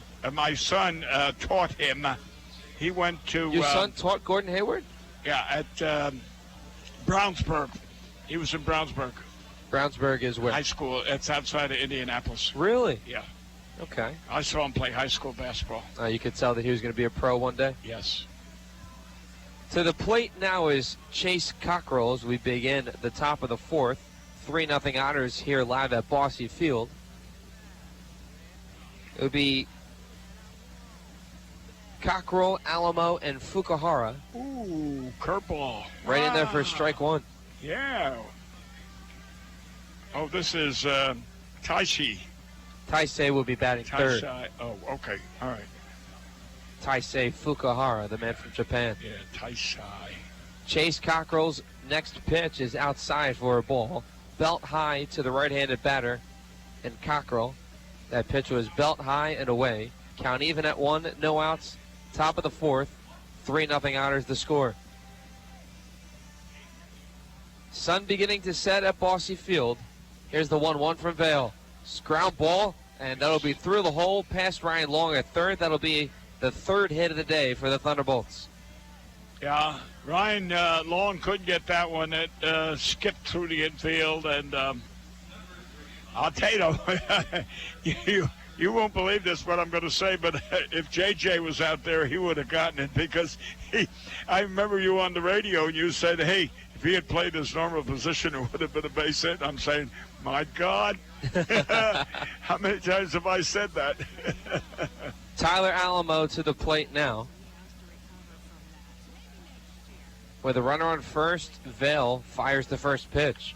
It'll be a breaking ball outside, low and away to the right-handed batter, Alamo. Alamo, 0 for 1 today with a strikeout swinging. He's hitting .239 on the year with 52 hits and 7 home runs. He also has 28 RBIs. Next pitch gets away from Rob Calabrese. Count moves to 2-0, and going to second base on a pass ball is Cockrell. Now, Calabrese is shaking his hand, and it's the glove hand, not the free hand. And I'm wondering how is it hurting in the glove hand? Of course, that ball went right through him. So I don't know if they listed it as a wild pitch or a pass ball, but I'd have to say it's a pass ball. But I'm wondering why he's shaking his hand as he heard it. So runner in scoring position for the Thunderbolts. The 2-0 pitch is fouled behind home plate. Count now at 2-1 to Tyler Alamo, who has an on-base percentage of .382, 2 home runs and 13 RBIs on the year. See, there's a little mix-up there. Calabrese went out there to talk to Vail. Now, what he did, I don't know, but I noticed on that last swing, I don't know if you saw it, but Calabrese really ducked. And I don't know why. You know, catchers, we got a mask, and you watch the ball go into the glove. Vail checks the runner at second. He fires a 2-1. Be a breaking ball in the dirt. Count moves to 3-1. No outs. Top of the fourth, 3-0 Otters the score. 2 of those RBIs responsible for Ryan Long. 1 of those balls he hit went over the fence in right field. Yeah. Cronin also has the RBI single that came with 2 outs back in the bottom of the second. Vail, the Allentown native, believe it or not, prefers his favorite sport is hockey rather than basketball. The 3-1. And that is upstairs for ball 4. Hockey rather than baseball, excuse me. I'm trying to think. There's not that much hockey in Easton, to my knowledge. Well, it's not. Easton's not far from Philadelphia. Yeah. Allentown. So Yeah. Vail's a big Philadelphia Flyers fan. The Cookie Express, what do you call it? The Coco Express? What? In Philadelphia, the Coco Express or something. The Schuylkill Expressway? Schuylkill Express, there you go. All right. So I got it wrong. No, you're good. It's all right. Or it's all right. Fukuhara to the plate. Runners on first and second. No outs. Playing on the edge of the infield grass and really in is Carlos Castro at first. Showing bunt at the last second, and it drifts foul down the third base line. Now, is he bunting for a sacrifice or is he bunting for a base hit? If you notice, actually, before he ever hit that ball, he had 1 step to first base. He was running before he ever touched the ball. Now, if that's a sacrifice, hey, buddy, you don't know what a sacrifice bunt is. Now, do you notice Castro moved back a few feet now? Now him and Long are on the edge of the infield grass. 0-1. Fukuhara shows bunt once more, and it's fouled to behind home plate for a called strike 2. Yeah, let's see if it's going to be continue. 0-2 the count. First big moment for the Thunderbolts. They have no outs, runners on first and second. They left Martinez trailing at third back in the first, and then they left Funk on second base in the third. Let's see if he's going to bunt. Now he's swinging away. And it's going to be a ball outside from Vail. Count moves to 1-2 to the left-handed batter and Taisei Fukuhara. Fukuhara with 29 hits on the year, 4 home runs and 17 RBI. He's got 4 home runs? Wow. Lefty-righty matchup. Vail fires the 1-2. Swing and a miss on a slider. Ooh, that was nasty. That was that rattlesnake again. You know, you ought to tell him I call it the rattlesnake. All right, I will. 1 away, and Micah Coffey to the plate. You know, several years back, we had a center fielder from Hawaii. Oh, yeah? And I don't remember his name, and I think he was of Japanese descent as well. And I'll tell you what, he was probably 5'5", 4'5", something like that. But you want to see the power that guy had. First pitch from Vail to Coffey is a slider that bites again. Swing and a miss for strike 1. Yeah, this kid had tremendous power for the size that he was. He was very, very strong. You remember when Ichiro made his debut? Yes, yes. Unfortunately, I was 6 years old when that happened. I don't remember. He was a big money man. He opened the door. Here's the 0-1 to Coffey. Swing and a miss. Another breaking ball from Vail. Count quickly at 0-2. Yeah. 0-2 the count, 1 out. Runners on first and second. Cockrell led off this inning with a single, and then Alamo walked. Fukuhara struck out on a slider. 0-2 the count now to Coffey with 1 out. Vail fires. Here's the pitch. Swing and a miss, and that will be another slider for strike number 3, out number 2. Back-to-back Ks for Tyler Vail. I believe that's the 8th strikeout for the game. 1, 2, 3, 4, 5, 6, 7, 8. All right. 8 strikeouts. That is pretty good, and every strikeout is a record. It only makes sense that the strikeout king in Evansville has 8 of them tonight. To the plate now is Brett Koffel. So Coffey struck out, and it'll bring up Koffel. Runners on first and second for the Thunderbolts. They're 2 away in the top of the 4th. Vail checks the runner at second. Here's the first pitch. Drops in there, a curveball for a strike. Yeah, he occasionally throws that curve, and it's so far, it's been effective. But that slider is just wicked. Koffel has 10 hits on the year and 17 at-bats. Well, that's not bad. Does not have any home runs, 5 RBIs, and an on-base percentage of .262. Well, he just took a swing then, and he wanted to hit the hop start. He lost his balance. He was swinging so hard, and it was a high outside pitch, and he wouldn't have hit it anyway. 0-2 quickly the count to Koffel. Vail trying to get out of the jam for the Otters. Give him the slider. Here's the 0-2. That'll be a ground ball over to Wietrich, backhand at shortstop. Force out at third, and that's in time. Smart play by Wietrich. Used his forward momentum to make the force out at third to get out of the inning. I think that was an excellent call on you, because he would have never threw him out to first base. Right. We head to the bottom of the 4th. 3-0 Otters the score on the Otters Digital Network at 91.5 WUEV. The local Pepsi bottling group features Pepsi Company products for distribution to retailers and vendors in the tri-state and would like to wish the Evansville Otters the best of luck in today's contest. The Pepsi bottling group has locations at 2605 West Marion Street in Marion, Illinois, 3081 Contronics Drive in Owensboro, Kentucky, and 11733 West Industrial Park Drive in Elberfeld, Indiana. Information on Pepsi products can be found online at PepsiCo.com. Pepsi, a proud supporter of the Evansville Otters. The pizza brick road always goes to Tyroni's. I'm in the mood for pizza and I'm ready to go. The pizza brick road goes to Tyroni's. So follow me down the pizza brick road. Road down to Tyroni's. The pizza brick road. The pizza brick road always goes to Tyroni's. No matter how large or small your digging project may be, no matter how urban or rural, you must always call 811 before any digging project. 811 is our national one-call number, alerting your local utility companies to come out and mark any lines they have near your dig site. So before you do this or this, make sure you do this.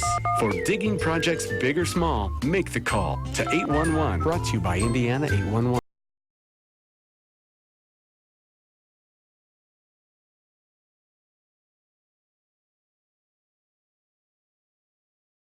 Right here on the Otters Digital Network at 91.5 WUEV. Dave Nguyen and Bill McCune on the call. Otters up 3-0. We head to the bottom of the 4th. And the Otters have strung together quality at-bats in each of the first 3 innings. 3 runs in 3 innings. Can't ask for anything less. And quality pitching and quality fielding. On that last play, of course, without the people seeing it, what it was is the shortstop was running toward third base, but more or less toward left field. And there was only play he had was third, and he had a heads up. Ryan stands on third. He just lobs it to third base for the force out. If it wasn't a force at third, it was going to be a base hit. So heads up on Tanner's point. Good field, good pitch, good hit so far tonight for the Otters with a good crowd. Oh, it's great. Well, I couldn't believe it. There are people from the first base line surrounding to the third base line, 1-0 pitch to Calabrese. Swinging a drive to left field. Going back is Straub, and that is over the wall, a home run. 8th home run of the year for Calabrese. Catches the left field wall, and the Otters extend their lead to 4. And I watched the left fielder, which I keep always saying to you, Dave. I watch the outfielders, and they tell me how the play is going to be. And that left fielder just trotted. He was going, he knew there was no way he was going to get it. How far it went, I don't know, but he just trotted. Good man. That's another New Yorker. I got to tell you, Calabrese was definitely due for the longest time. He had a solo home run last Friday in the loss to Florence, but it would be nice to get his home run swing back in the meat of this Otters lineup. Oh, yeah. To the plate now is Tanner Wietrich, the former River City Rascal. And between him playing with the Otters and the Rascals, he's hitting .353 with 8 hits and an RBI. Here's his 0-1. It'll be fouled down the first base line. Count moves quickly at 0-2 to Wietrich. He made that fine backhand stop back at the top of the 4th inning and used his forward momentum to throw to Ryan Long to get the force out at third to end the top of the 4th. Saved the run. Otherwise, it might be 4-1. Here's the 0-2 check swing. Wietrich does not go, says base umpire Brett Brugetson. 1-2 the count to Wietrich. The righty digs in against the left-handed pitcher in Kenny Matthews. Here's the 1-2. Drops in there. Kind of high. Off speed for a ball inside. That was waist high. Inside to the right-handed batter, Wietrich. Count even at 2 with no outs. The 2-2. Swing and a foul ball in front of home plate. And this will be pitch number 6 of the at-bat.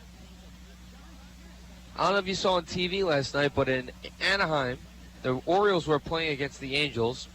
The closer for the Orioles threw 14 pitches that were all 60 miles per hour or below. I didn't see it, but I did read it in USA. USA if anything, paper. he just lobbed it in there off the pitcher's mound like it was nothing. Right, and the 2-2, another foul ball behind home plate. It would be pitch number 7 of the at-bat. After I finished my baseball career, went back to Jersey, I played softball. Needless to say, we won the league every year. But anyway. Because you were on the team. Yes.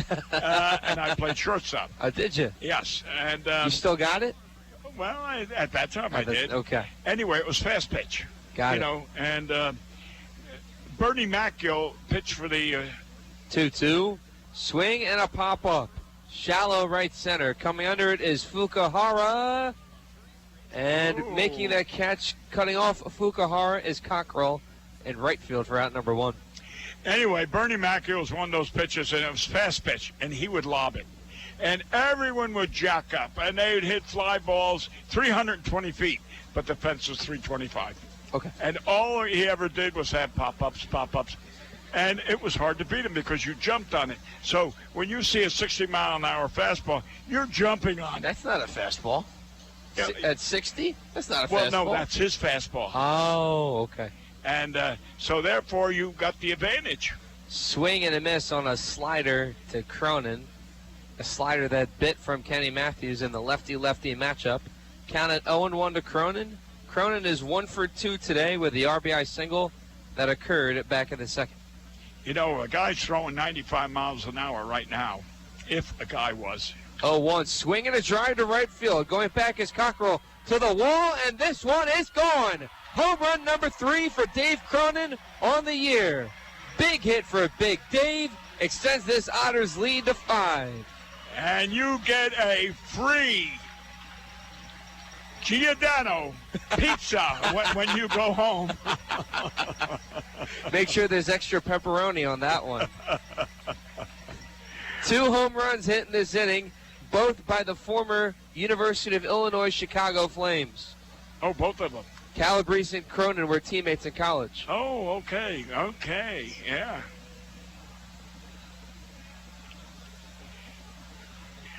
To the plate now is Keith Griesaber. He is 0 for 1. He walked and scored the Otters' first run in the first when Ryan Long singled him in. He flew out to center field in the second. Here's his first pitch from Matthews. That'll be a called strike on the outside corner. Count at 0-1 as that pitch was outside to the right-handed batter Griesaber. Knee high, 1 out, bottom of the fourth. Next pitch, swinging a drive to left center field. Fukuhara will come under it and make the catch for out number 2. That's the second time Keith flew out to center. Anyway, here comes the home run king. Where is he in the league? You said he was tied in the league earlier? He was tied for 11. Now he should be number 1 with 12. That's what I'm saying. Yeah, unless the other guy, whoever he is. He was tied with 3 other guys. Okay. So Ryan Long, who had his solo home run in the third, he's 2 for 2 with 2 RBIs. Here's the first pitch. Swing, off speed, low and away.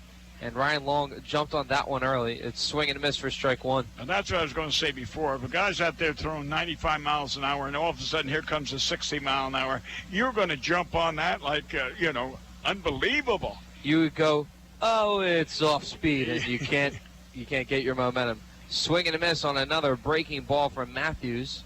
Swing and a miss for Ryan Long to make the count at 0-2 with 2 outs. Yeah. 5-0 Otters, 2 home runs hit in this inning by college teammates and now Otter teammates Calabrese and Cronin. Here's the 0-2. Away and low for a ball. And they don't have anybody warming up yet either. I mean, there's 6 hits, but 3 of them have been home runs. Long with his white cleats. Digs in with a 1-2 count. Swing and a miss. That'll be strike number 3 to end the inning. Otters up 5-0 after 2 home runs hit, one by Cronin and the other one by Calabrese. We head to the top of the 5th. 5-0 Otters the score on the Otters Digital Network and 91.5 WUEV. GD Ritzy's is a proud supporter of Evansville Otters baseball. GD Ritzy's menu features hamburgers, grilled chicken sandwiches, old-fashioned peanut butter and jelly, and ice cream. With 3 Evansville locations, west at 4810 University Drive, on the north side at 4320 North 1st Avenue, and on the east side at 601 North Green River Road. GD Ritzy's is open from 10 a.m. to 10:30 p.m. Sunday through Thursday, and 10 a.m. to 11 p.m. on Friday and Saturday. GD Ritzy's, a proud supporter of the Evansville Otters. Heritage Federal Credit Union has 7 full-service branches in both Evansville and Newburgh, serving more than 38,000 members. Membership is open to anyone who lives, works, worships, or attends school in Vanderburgh or Warwick County. Heritage Federal Credit Union offers mortgage and consumer loans, checking and savings accounts, as well as online banking for members. Heritage Federal Credit Union can be reached toll-free by phone at 1-800-858-1693. It can also be found online at hfcu.info. The Evansville Otters would like to thank the Evansville Courier and Press for their support and coverage of Otters baseball. The Evansville Courier and Press provides news, sports, and weather coverage to the Tri-State, both in a print and online edition. The Evansville Courier and Press can be found online at courierandpress.com, as well as on Facebook, Twitter, Instagram, and Pinterest. The Evansville Courier and Press, a member of the Journal Media Group. You're listening to exclusive coverage of Evansville Otters baseball on 91.5 FM WUEV Evansville.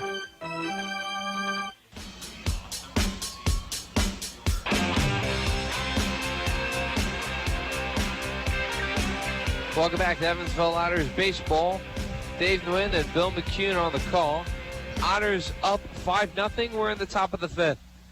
To the plate will be batters 9, 1, and 2 in the Otters order. It'll be... You're good.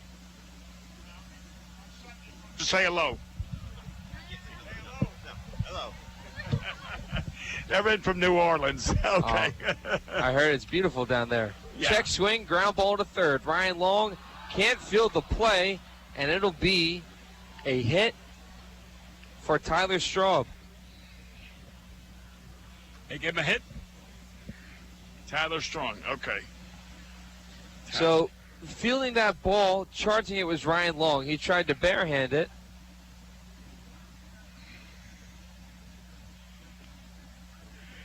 And making the play, unfortunately, would not be Ryan Long. And there is a single to start the top of the fifth.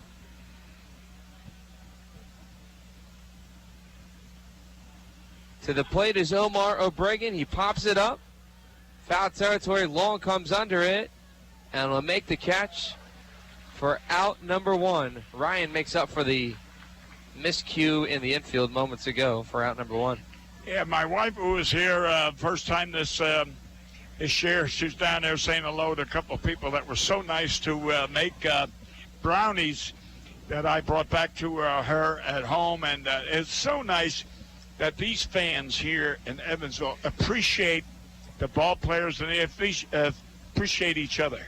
And that is nice. I'm happy to be a resident of this community.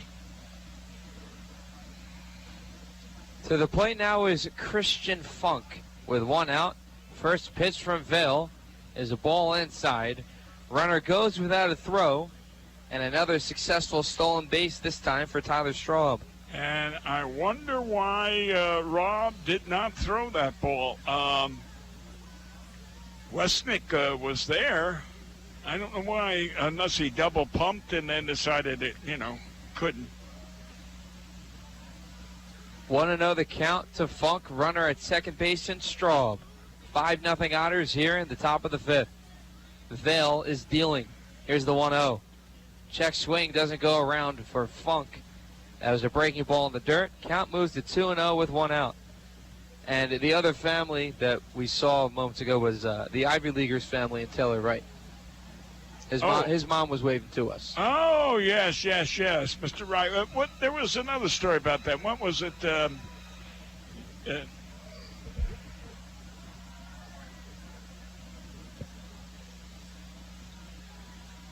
the count with one out.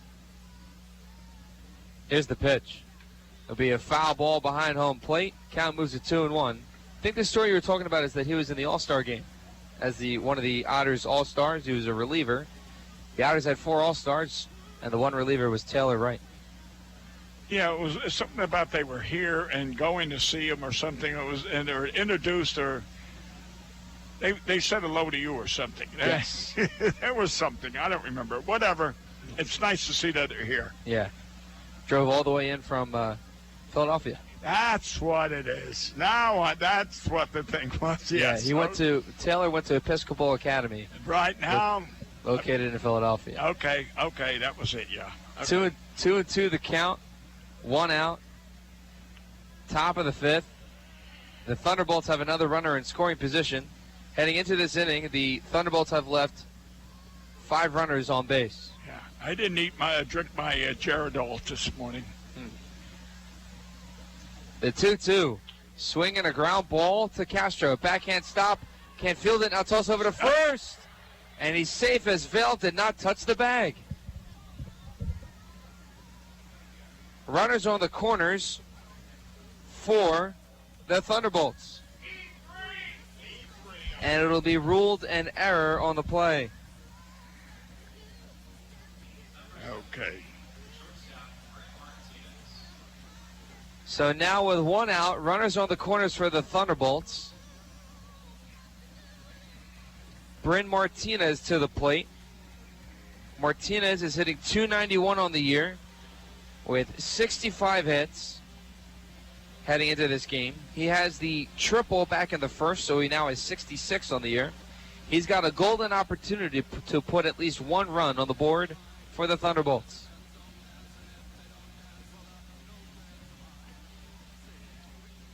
Well, also a double play situation here. Infield in, at least on the corners for the Otters. Yeah. Long will play on the edge of the third base bag. On the edge of the infield grass at third. 1-0 the count after that pitch to Martinez was a ball outside.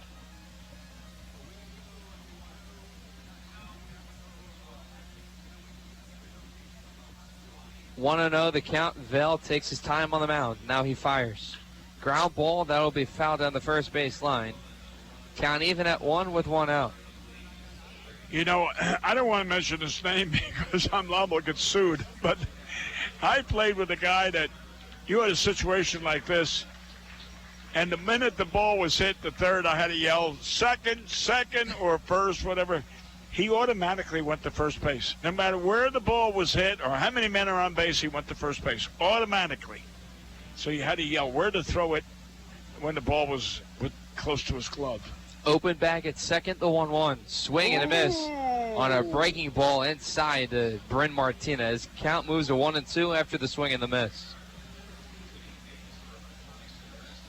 Martinez has 3 home runs on the year, 24 RBIs. He has a 1-2 count with 1 out. Runners on the corners for the Thunderbolts.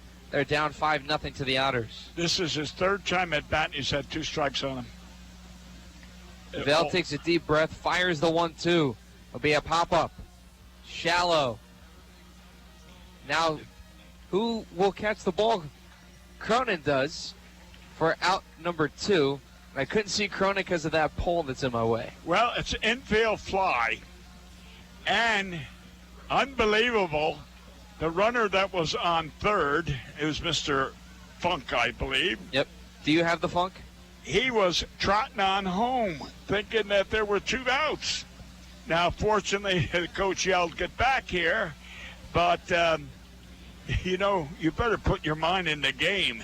Otherwise, you lose.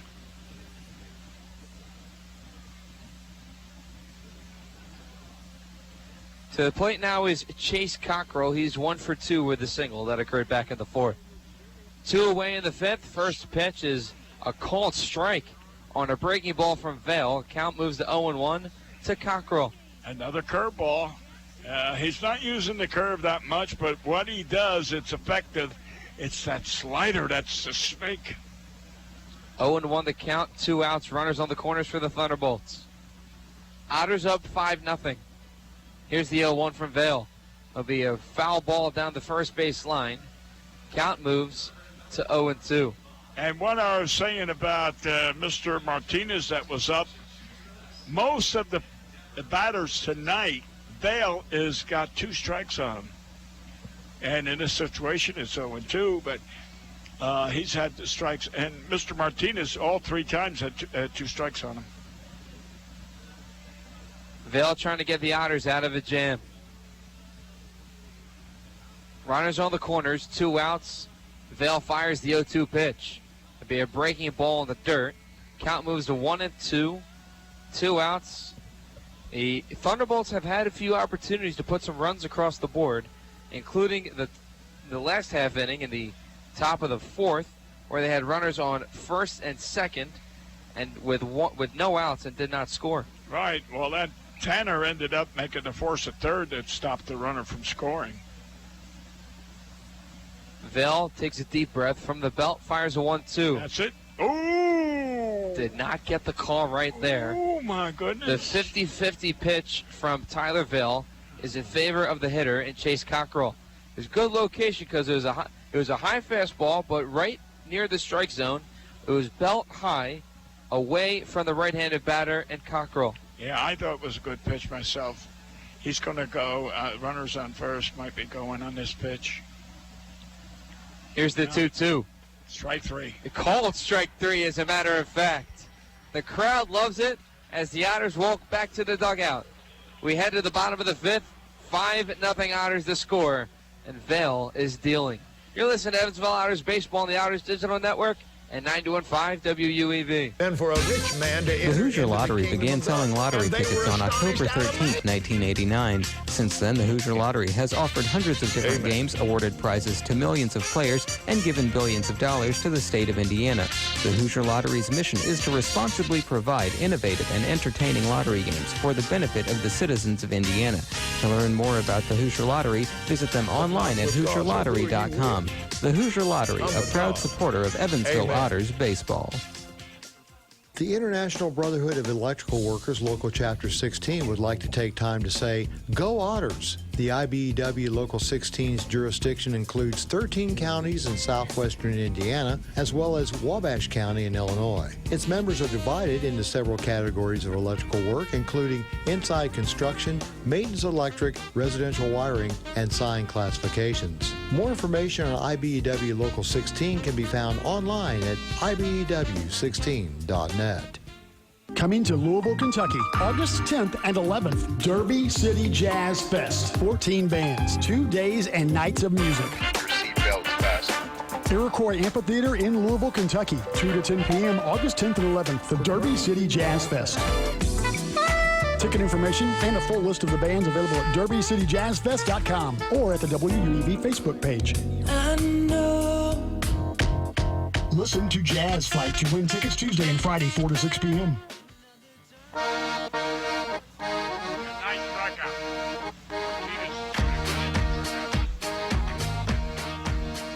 Welcome back to Bosse Field, home of the Evansville Otters. The Otters currently lead this game against the Windy City Thunderbolts by a score of 5-0. We're in the bottom of the 5th. To the plate now is Mike Rizzatello.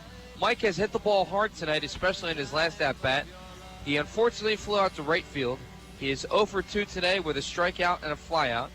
He's in his third at-bat as we begin the bottom of the 5th. And Mike took that first pitch for a strike.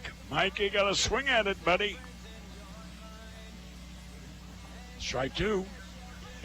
Mike. So 0-2 the count quickly to Rizzatello.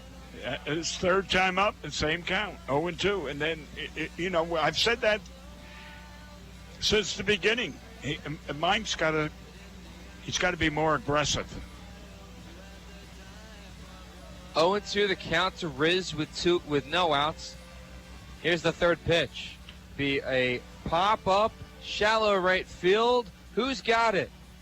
No one does. Base hit. Rizzatello aboard with a single. That was because you had the first baseman there, the right fielder there, and the second baseman, and then they pulled out the deck of cards and they said, who's going to got the ace? And no one had it. So it's a marriage for for Mike. Okay. Well. Well, we'll take a hit anywhere you can, right? Oh, in the scorebook, it looks like a line drive. We'll play it that way for the people listening on the radio. Castro to the plate. He fouls this first pitch down the third base line. Count moves to 0-1 with no outs. Rizzatello aboard. Third time is the charm for him. He's on first with a single. I got to tell you, it was just a high blooping pop-up. We talk about communication in baseball. It needs to be very effective, right?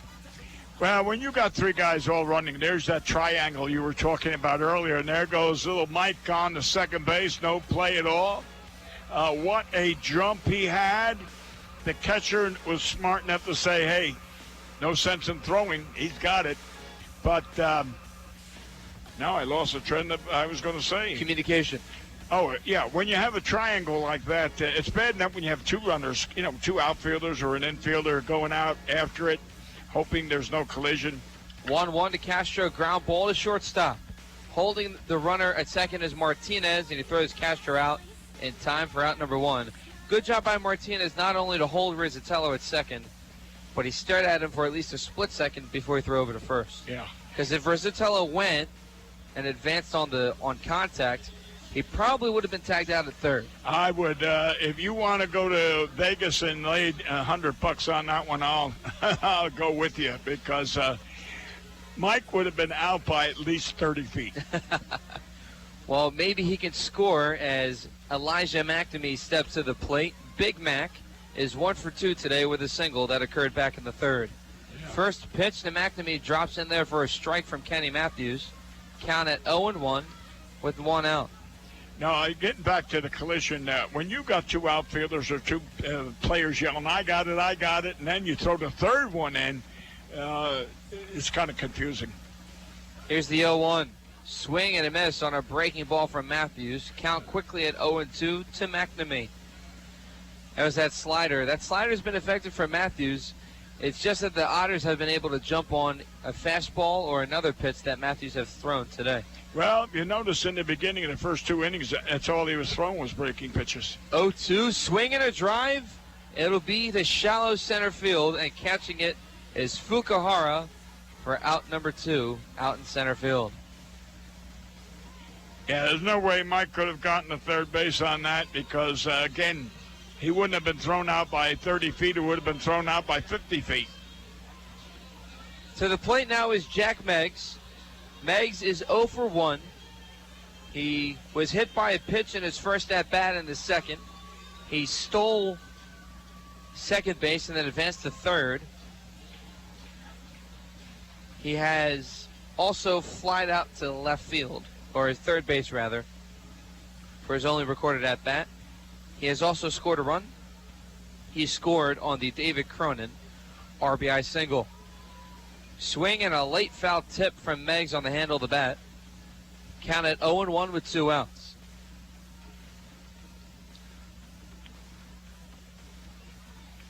It's a beautiful night for baseball, and that flag is just hanging, isn't it? Maybe that's why we had those home runs. We'll take him where we can get him. Yes.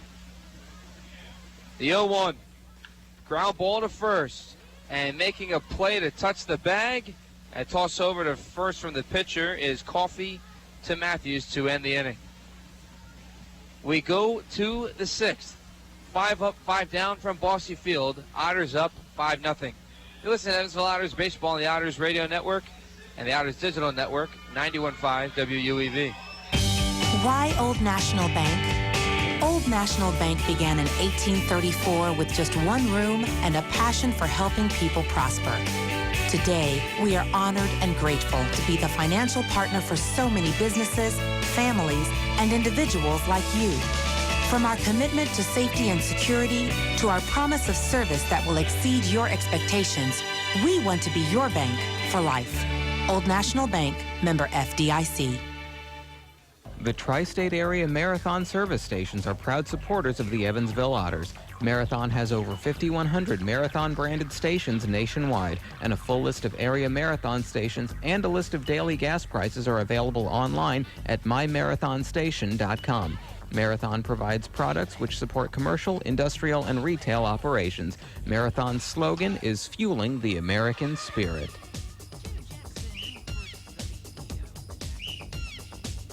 This Evansville Otters broadcast is made possible through support from New Image Travel. New Image Travel provides motor coach charter service to the United States and Canada with pickup within a 150-mile radius of Evansville. A full list of New Image Travel's offerings can be found online at newimagecharter.com. New Image Travel can be reached toll-free at 1-800-432-6213. New Image Travel, a proud supporter of Evansville Otters baseball.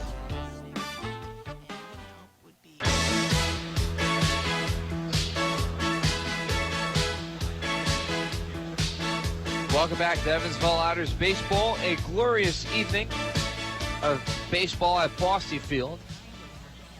5-0 Otters. We're in the top of the 6th. Vale's looking comfortable on the mound. Can you remind everyone how many strikeouts he has? He has 9. Okay. 1, 2, 3, 4, 5, 6, 7, 8, 9. And the ironic thing is everybody has struck out but Martinez. Martinez is the only one. He got the triple and he got the ground ball to Long. To Long, yes. Okay. To the plate is Tyler Alamo. Alamo is 0 for 1 with a strikeout. He walked back in the 4th. Vale digs in the first pitch. It'll be a fastball for strike 1. Vale hasn't used the fastball a whole lot today, so he sneaks that one in there for strike 1. No, and has been very effective when he did. Mr. Vale, Tyler, there's that slider. Boy, what a cut on that. Anyway, Mr. Vale has had complete command and control of all his pitches, which is why he has 9 strikeouts, and he's given up, 4 base hits, and that's it. The biggest one was the triple that occurred back in the first. Right. Next pitch is fouled down the first base line. Count moves to 1-2, no outs. And that was on a fastball that was right down the middle, let her high. And the man just, we can't take it away from him. He unloaded on it. 1-2 the count to Alamo. The fourth pitch of the at-bat. Vale digs in on the mound from the right side of the rubber. Here's the 1-2. Breaking ball outside. Count even at 2, no outs, and that had a bit of a curve towards the end of that pitch. Yeah. Long at third, Wietrich at shortstop, Cronin at second, and Castro at first. McNamee in right. Here's the 2-2. Swing and a late foul tip by Alamo, and like the Bee Gees, he stays alive in the box with the count even at 2. Griesaber in center, and Meggs in left. Believe it or not, Jack Meggs, if he had a position of preference, it would be center field. Well, he's between Keith and him, he's more experienced, yes. Keith's an infielder. The 2-2 is a pop-up, and that will go over the roof of Bossy Field to have the count remain even at 2.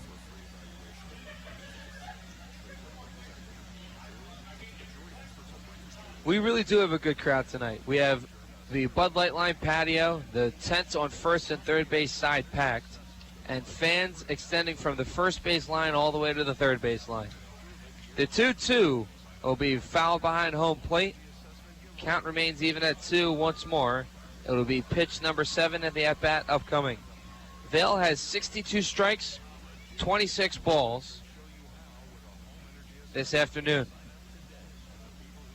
I was telling my son and his children this afternoon. 2-2, fouled behind home plate once more. You were talking about your crowd. Well, my son, they wanted Krispy Kreme donuts for breakfast. Stop. You're making me hungry. So anyway, they took a trip down to get those Krispy Kreme. And I said, well, let me tell you, they used to be one of our sponsors years ago. Oh, yeah? Yes, and you got a dozen.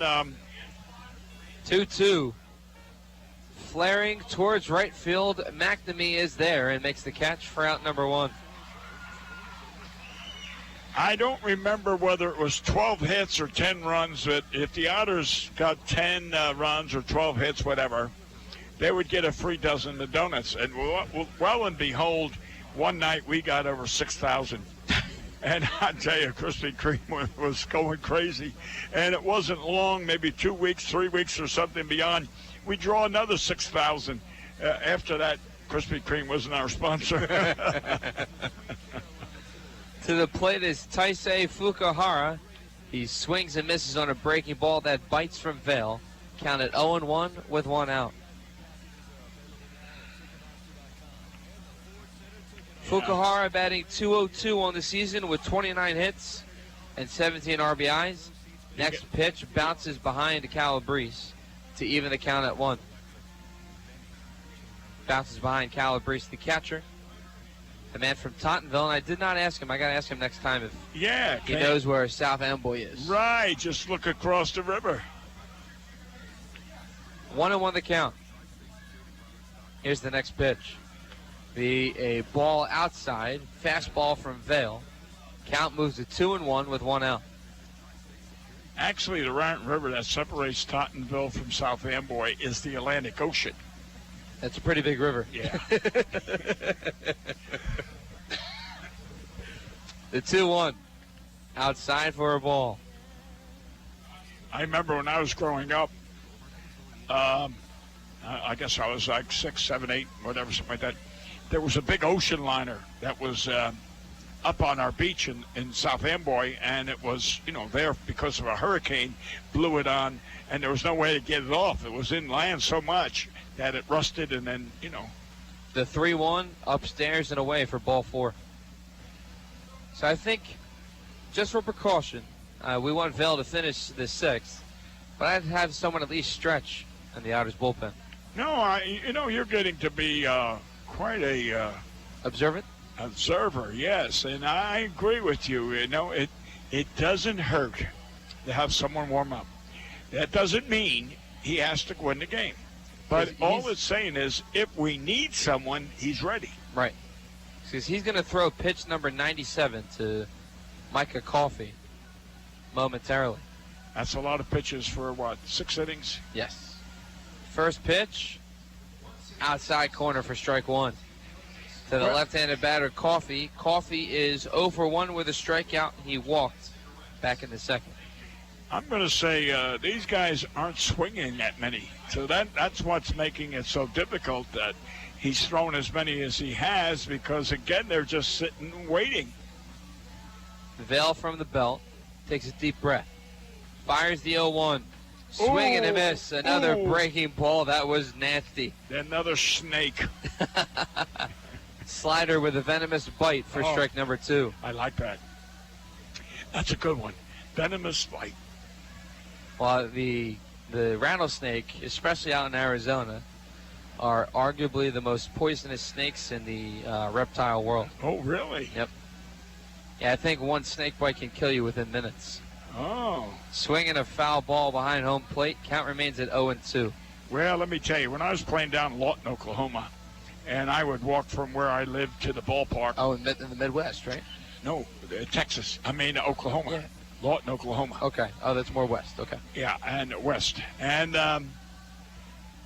I used to pass this store that had a big rattlesnake. It was the #1 rattlesnake of the year. Big thing. I don't know how many rattlers it had, but anyway, it was the #1 rattler.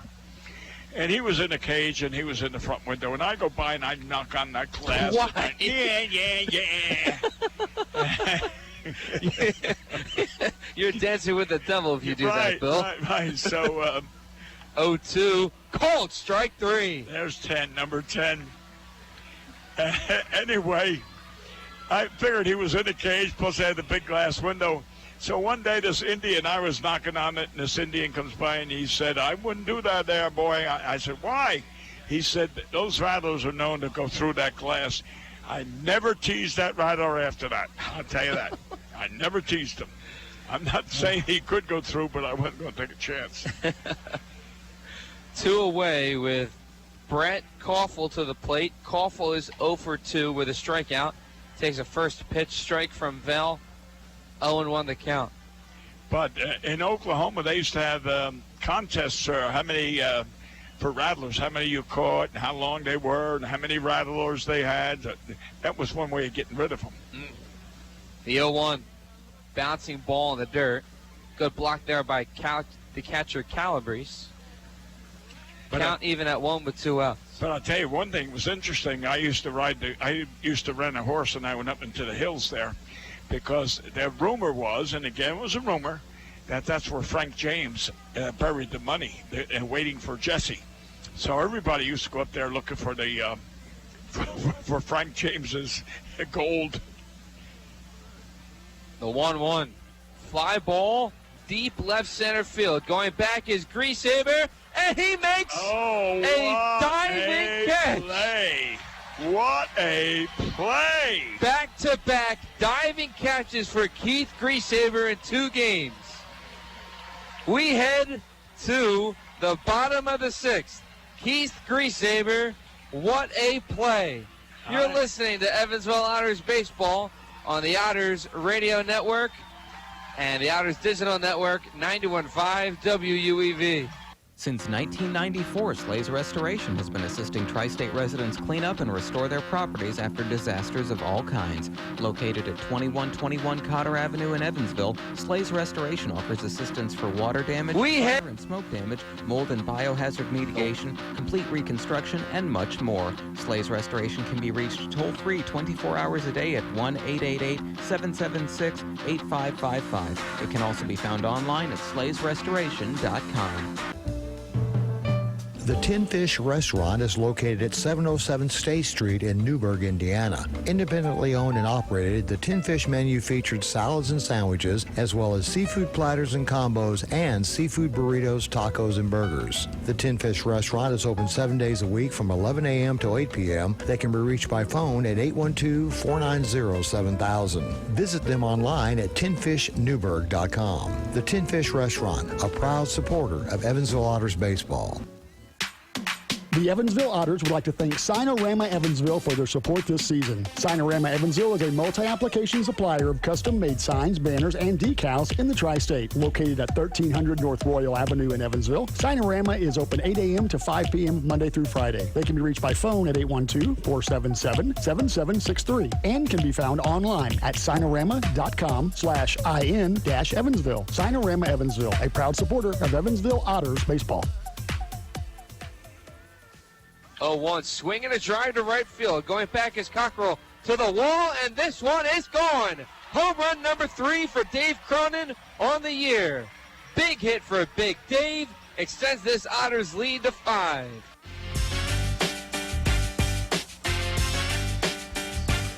That is one of 3 home runs that we have seen hit today at Bosse Field. The record for the Otters this season is 4, as they hit 4 home runs against the Windy City Thunderbolts back in Crestwood, Illinois in the first week of May. Really?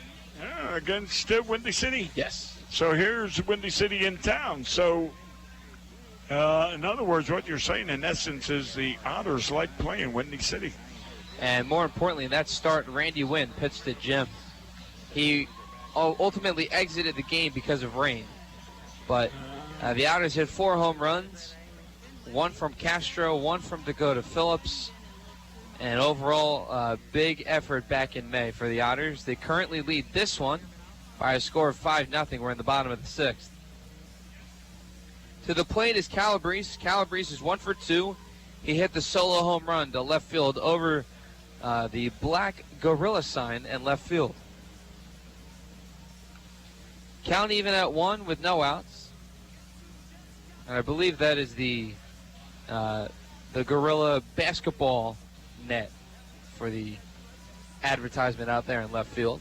The 1-1 to Calabrese. It drops in there, breaking ball for a strike. Matthews still on the mound, and there is action in the Windy City Thunderbolts bullpen. Number 11. 11. It looks like 11. Justin Miller. Here's the 1-2. Ground ball to Martinez at short. He can't handle it cleanly, and Calabrese will get to first base safely. It's got to be an error. Be ruled an E6 on the play. So Calabrese has reached base safely in 2 of his 3 at-bats. To the plate now is Tanner Wietrich. Wietrich is 0 for 2 today, but he has made some spectacular plays in the field.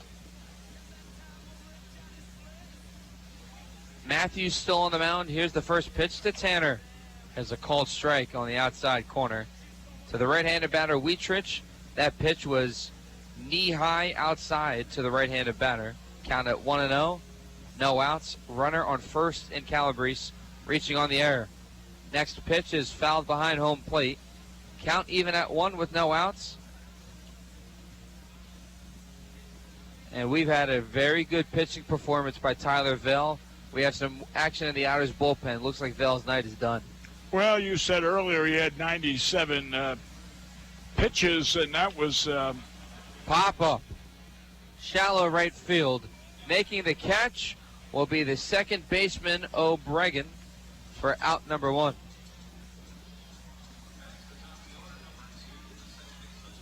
So it looks like one of the newly acquired relievers for the Otters, and Brandon Sittinger will be making his first appearance as an Otter to start off the 7th. So Vale's line as David Cronin steps to the plate. Runner on first with 1 away here in the bottom of the 6th. Here's the first pitch to Dave. He fouls this one back towards the third base line. Count moves to 0-1. Dave is 2 for 3 with a home run and an RBI single, 2 RBIs on the day. Ryan Long and David Cronin are responsible for 4 of the 5 runs on the board by the Otters. Wow. So Vale's line, here's the 0-1. Swing and a drive to right field. It's shallow. Who's going to make the play? Looks like it's Cockrell in there in right field for out number 2. And I say that because we had the confusion when Rizzatello hit the ball to right field and 3 Thunderbolts were there and no one made a catch. Well, it was a more difficult play. It was along the foul line, the right field foul line, which meant that everybody had quite a distance to travel. That's what made it more difficult. I think the right fielder probably had the most to run. Griesaber to the plate, riding on a 19 consecutive game hitting streak. First pitch is a called strike outside to the right-handed batter Griesaber. It was between belt high and knee high out there for a strike because it was away. 0-1 the count. Here's the next pitch from Matthews. This will be fouled behind home plate. Count moves to 0-2. Tyler Vale's line, 6 innings, 4 hits, no runs, 3 walks, count them, 10 strikeouts. Solid job for the Otters strikeout leader in franchise history. Oh, I will say so, and extremely effective with that slider. Oh, my goodness. Here's the 0-2, and that'll be a ball outside. Griesaber stays alive at 1-2 with 2 outs. A runner on first and Calabrese, who reached on an error earlier in the inning. On deck will be Ryan Long. Keith today is 0 for 2 with a walk and a run scored. Next pitch to him is in the dirt. Count even at 2, and Koffel, the catcher, couldn't find the ball initially. Takes off his mask, throws down to the pitcher, Kenny Matthews, the lefty. In all defense of the catcher, when you're wearing that mask and the ball just like there, you stop it, but you don't know where it's at. And as long as you keep that mask on. Runner goes in Calabrese, swing and a drive to right center field, and that will be caught. Yeah. I don't know. I'm hoping that he can extend the streak to 20, so that's why I'm sounding a little optimistic. I know. We head to the top of the 7th, 5-0 Otters the score. You listen to Evansville Otters Baseball on the Otters Digital Network and at 91.5 WUEV. SRG Global, a Guardian company, would like to wish the Evansville Otters the best of luck in today's contest. Founded in 1932, SRG Global is one of the world's largest manufacturers of chrome-plated plastic for the automotive, commercial truck, and household appliance industry. Located locally at 601 North Congress Avenue in Evansville. SRG Global can be found online at srgglobal.com. They can also be reached in Evansville by phone at 812-477-6151. Party with Big Bad Voodoo Daddy. It's you and me and the bottleneck. You've seen them on TV. You've seen them in the movies. Now, Saturday, August 3rd, 7 p.m., Victory Theater. Funny, people smile. How can there be Big Bad Voodoo Daddy. Tickets on sale at Ford Center Ticket Office or Ticketmaster.com. New album, Louie, Louie, Louie. A tribute to Louis Armstrong, Louis Jordan, and Louis Prima. Big Bad Voodoo Daddy. Keep listening to win tickets. Injuries are inevitable. It doesn't matter if you're playing baseball, walking the dog, or falling from a ladder. Injuries happen. When they do, Tri-State Orthopedics offers treatment for sprains, strains, and fractures by medical specialists. Tri-State Orthopedics is located at 225 Cross Lake Drive in Evansville, just north of the Lloyd and I-164. Tri-State Orthopedics can be reached by phone at 812-477-1558. Its urgent care line is 812-474-OUCH. Tri-State Orthopedics, a proud supporter of Evansville Otters baseball.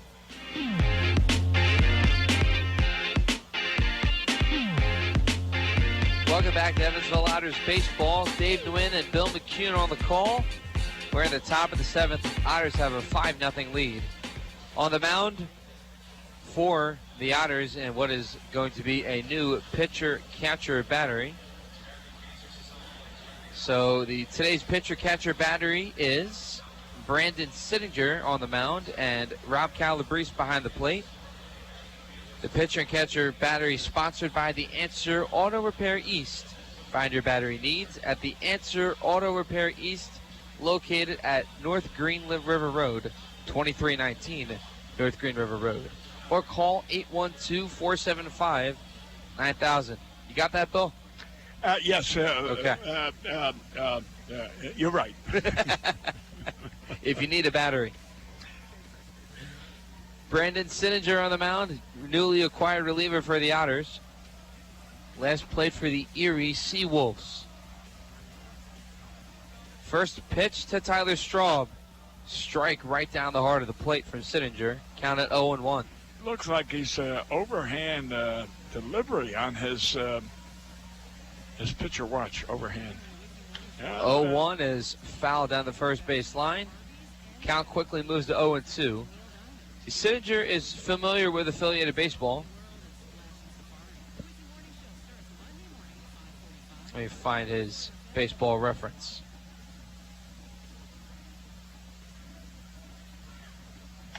Swing and a miss on a fastball. One away. It looks like he does have a good fastball. I noticed he had a slider when he was warming up. To the plate now will be Omar O'Brien. Go ahead, Bill. No, I was going to say, anyone that throws directly overhand, it's very difficult because the human body is not built for that manner. With the ball and socket joint you have up there in your shoulder, your clavicle. And bring it back my anatomy. The 1-0. Foul ball down the third base line. Sinninger has experience in Double-A baseball. Really? In the Eastern League for the Erie Seawolves. He also played for the Lakeland Flying Tigers and the Advanced A affiliate. And that'd be in the Florida State League. That's right. Lakeland, yeah. Yep. That's where the Detroit Tigers club has spring training. Swinging a ground ball over the pitcher's mound. Retrich won't be able to make the play. And it'll be a single for Omar O'Brien. Yeah, Tanner wouldn't have made the play. Even if he had fielded it properly, that guy beat it out because it was a slow grounder. Once a slow grounder gets by the pitcher, whether it's the second baseman or the shortstop, you more or less can rule it a base hit. So from 2016 to 2019, Sinninger has affiliated baseball experience on the Detroit Tigers organization. Oh, okay. Christian Funk to the plate. First pitch from Sinninger is a ball outside. See, now that was a curveball. It had nothing. It was wasn't anything. There's the fastball. Swing and a miss for strike one. Joe McDonald used to be, he was the farm director for the Mets years ago, and then he went with Detroit, and I think he was general manager with Detroit, and then he ended up in Lakeland, and that's where he's in charge of. Okay. I played against Joe back in Brooklyn. 1-1. Called strike two on the inside corner to the left-handed batter, Funk. Funk is 1 for 2. He reached on an error in the fifth, doubled in the third, and struck out looking in the first.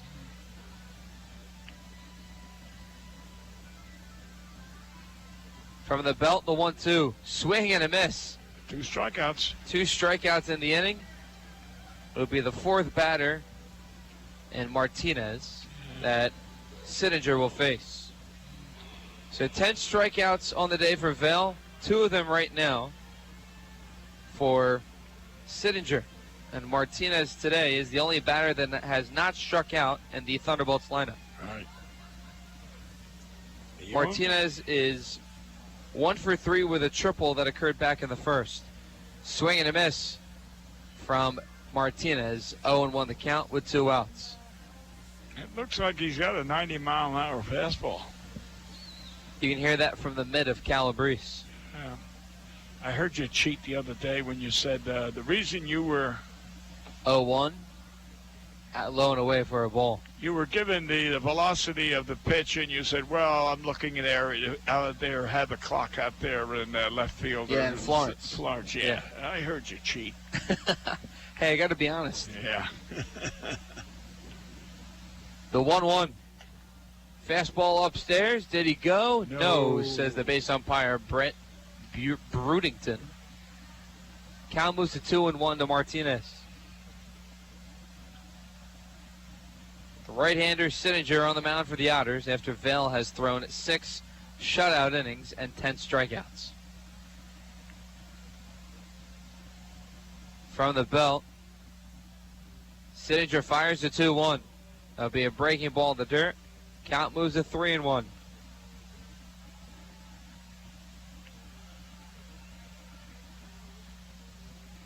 Well, let's see if this batter swings on a 3-1 count, assuming that's going to be a fastball down the middle. 3-1 the count, 2 outs. Here's the pitch. Nope. Breaking ball in the dirt for ball 4.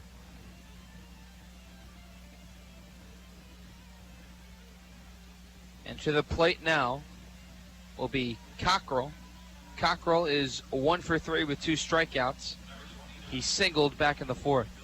So Martinez goes, bats 4 times, and yet is the only player not to strike out. Yep.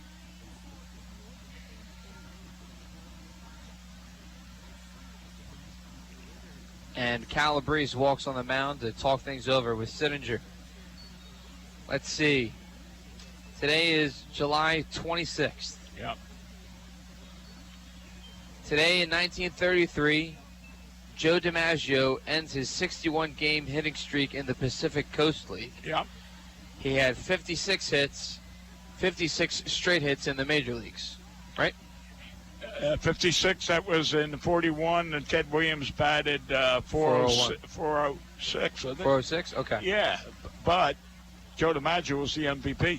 Do you think it should have been Ted Williams? I think it should have been Ted Williams, yeah. How many people bat 400? I mean, of course, 56 consecutive base games is also a record. Pete Rose got close to it. Right. You're a Mickey Mantle fan too, right? Not so much, no. Okay. He was a great ball player, but... Here's the 0-1 to Cockrell. It'll be a called strike on a breaking ball from Sittinger. Count at 0-2 with 2 outs. Well, today in 1952, Mickey Mantle hit his first Grand Slam. And then today in 1957, Mickey Mantle hit his 200th career home run. He had bone problems with his knees or something, but who would... 0-2 gets behind Calabrese, and the runners will advance. If he didn't have health problems, you don't know how great he'd been.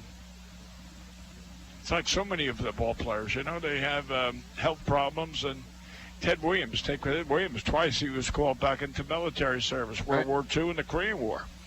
Let's say he might have been the greatest home run hitter in all time, but he lost, I don't know how many years it was, but he was a fighter pilot in the United States Marine Corps.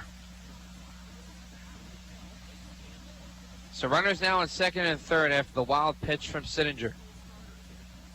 Next pitch is fouled behind home plate.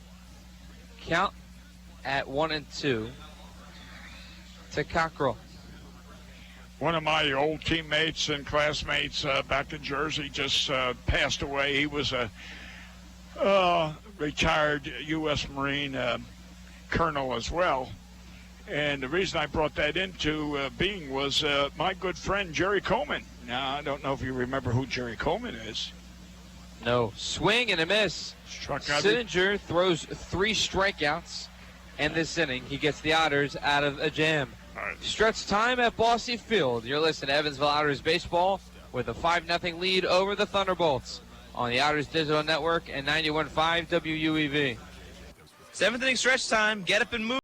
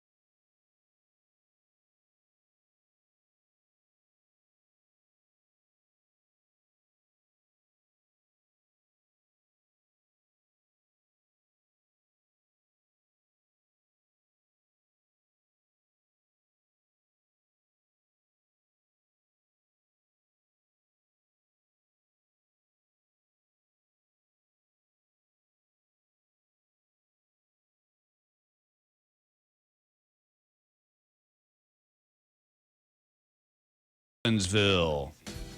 The 5th annual Blues on the Rock concert will take place on Sunday, September 1st at Rockport City Park in Rockport, Indiana. Gates open at noon, and live music starts at 2 p.m. with Jonas Cowan, Beyond Blue, Bosco France, Muddy Gut, and headliner Sean Murphy. The event will also feature multiple food and drink vendors as well as an art contest. If you'd like more information on the event, you can contact the River Basin Blues Society at evansvilleblues.com or visit the River Basin Blues Society Facebook page.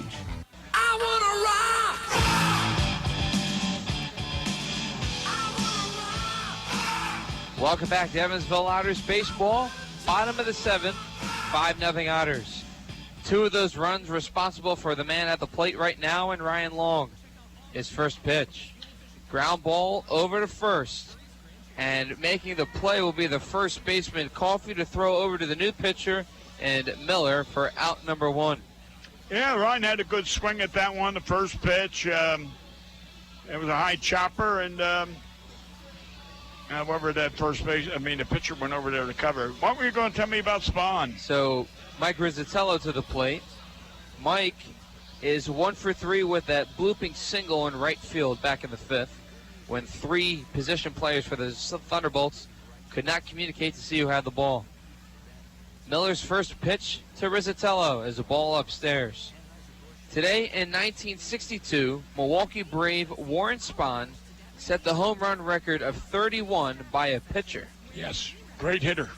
As a pitcher? Yes, he was you won't believe, but he was a pinch hitter as well. Really? Oh, yes. He came in to pitch hit on several occasions, many occasions. Right. When he was with the Boston Braves. Here's the 1-1. It'll be a breaking ball in the dirt. Count moves to 2-1 with 1 out. Oh, yeah, Warren is a pretty good hitter. But, getting back to that Jerry Coleman, he was a retired, no, I shouldn't say retired. He wasn't.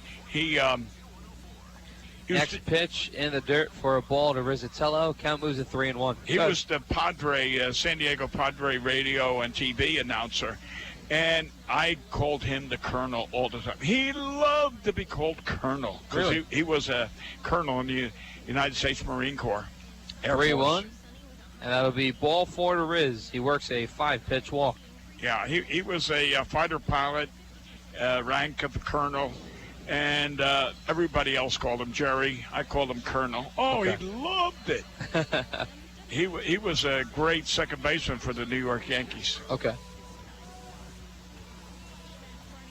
To the plate now is Carlos Castro. Poppy is 0 for 2 with a walk. He flew out to center field, and he grounded out to shortstop back in the 5th. First pitch to Carlos. Drops in there for a called strike on a breaking ball from Miller. Justin Miller, 6'4", from Fresno, California, 6'4", 215.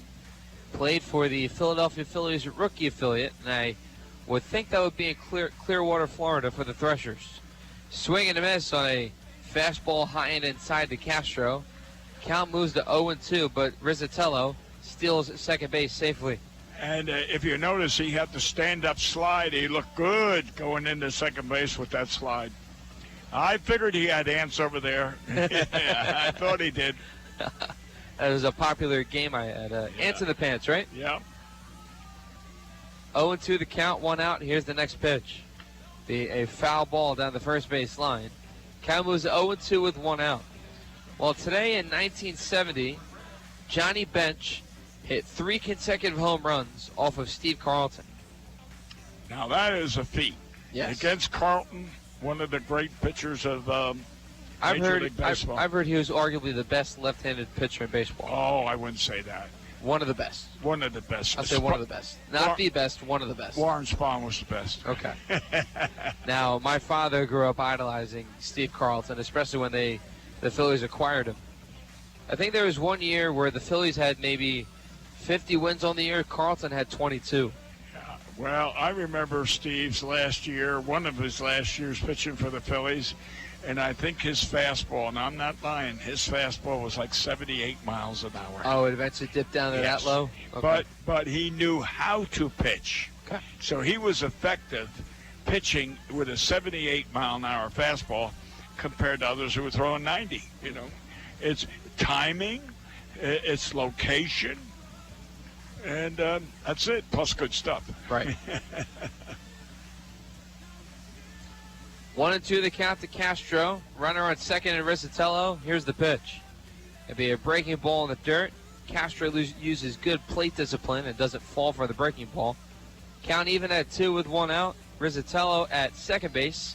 He walked with 1 out. On deck is McNamee. Otters have played sound baseball both at the plate and in the field throughout the day. And the pitching has been very good too. Yeah, well, the new pitcher come in and he struck out the side. Here's the 2-2. Ground ball. That's a fair ball down the third baseline. Rounding third and scoring is Mike Rizzatello. Standing at second base with a double, an RBI double for Carlos Castro. Extends this Otters lead to 6. How many times have you seen Castro hit a ball to left field but go down just hugging that third base line and eventually ending up being a double? I've seen it at least 2 or 3 times. That, in a way, it hugged the third base line, but that's what I'm saying, but yeah. Stayed fair. Yeah. To the plate now is Elijah McNamee. He's 1 for 3 with a single. Former Mississippi State Bulldog. He's got a runner in scoring position with 1 out. Here's his first pitch. Swing and a miss on a breaking ball from Miller. Count at 0-1 with 1 out. That was a bad swing. He never broke his wrist. If you notice, he just carried that bat up into the air. He's got to turn that ball over, the wrist over. Maybe just on that particular swing. Here's the 0-1 to McNamee. There it was. Swing and a miss once more on back-to-back breaking balls from Miller. Count quickly at 0-2.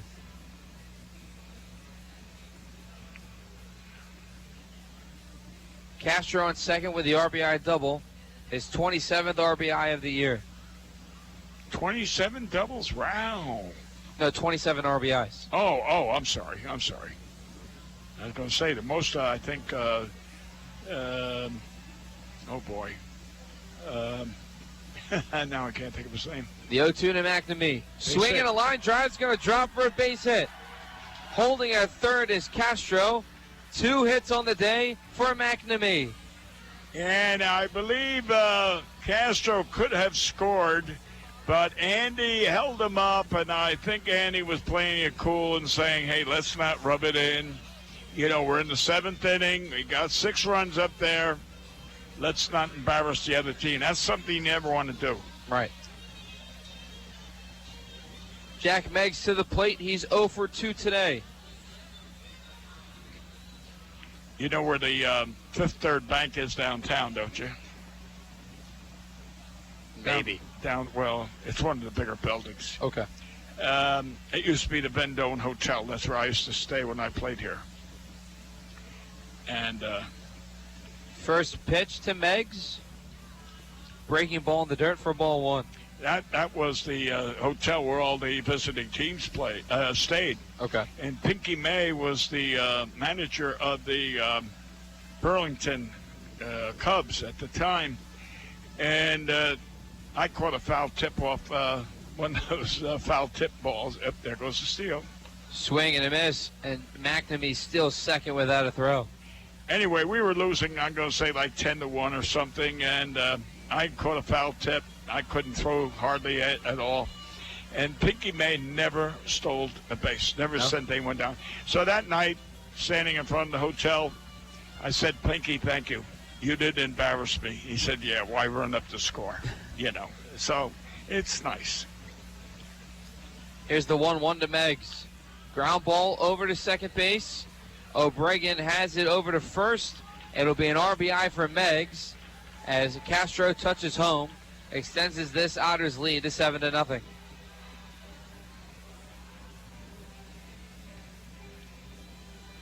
So the Otters are doing everything right today. They've hit the long ball 3 times today, but the other way they've produced their runs have been on singles or ground outs like Meggs did moments ago. Well, you look up there at the scoreboard and you see 10 hits. And, when you get 10 hits, you've got to score some runs. First pitch to Calabrese is low and inside for a ball. Count at 1-0 with 2 outs. McNamee on third. He singled. He is now 2 for 4 today with a stolen base. And looks to be a solid addition to this baseball club. Ground ball to shortstop and Martinez. Goes over to first, and that will end the inning. We head to the top of the 8th. Otters up 7-0 on the Otters Digital Network and 91.5 WUEV. No matter how large or small your digging project may be, no matter how urban or rural, you must always call 811 before any digging project. 811 is our national one-call number, alerting your local utility companies to come out and mark any lines they have near your dig site. So before you do or this, make sure you do this. For digging projects big or small, make the call to 811. Brought to you by Indiana 811. The pizza brick road always goes to Tyroni's.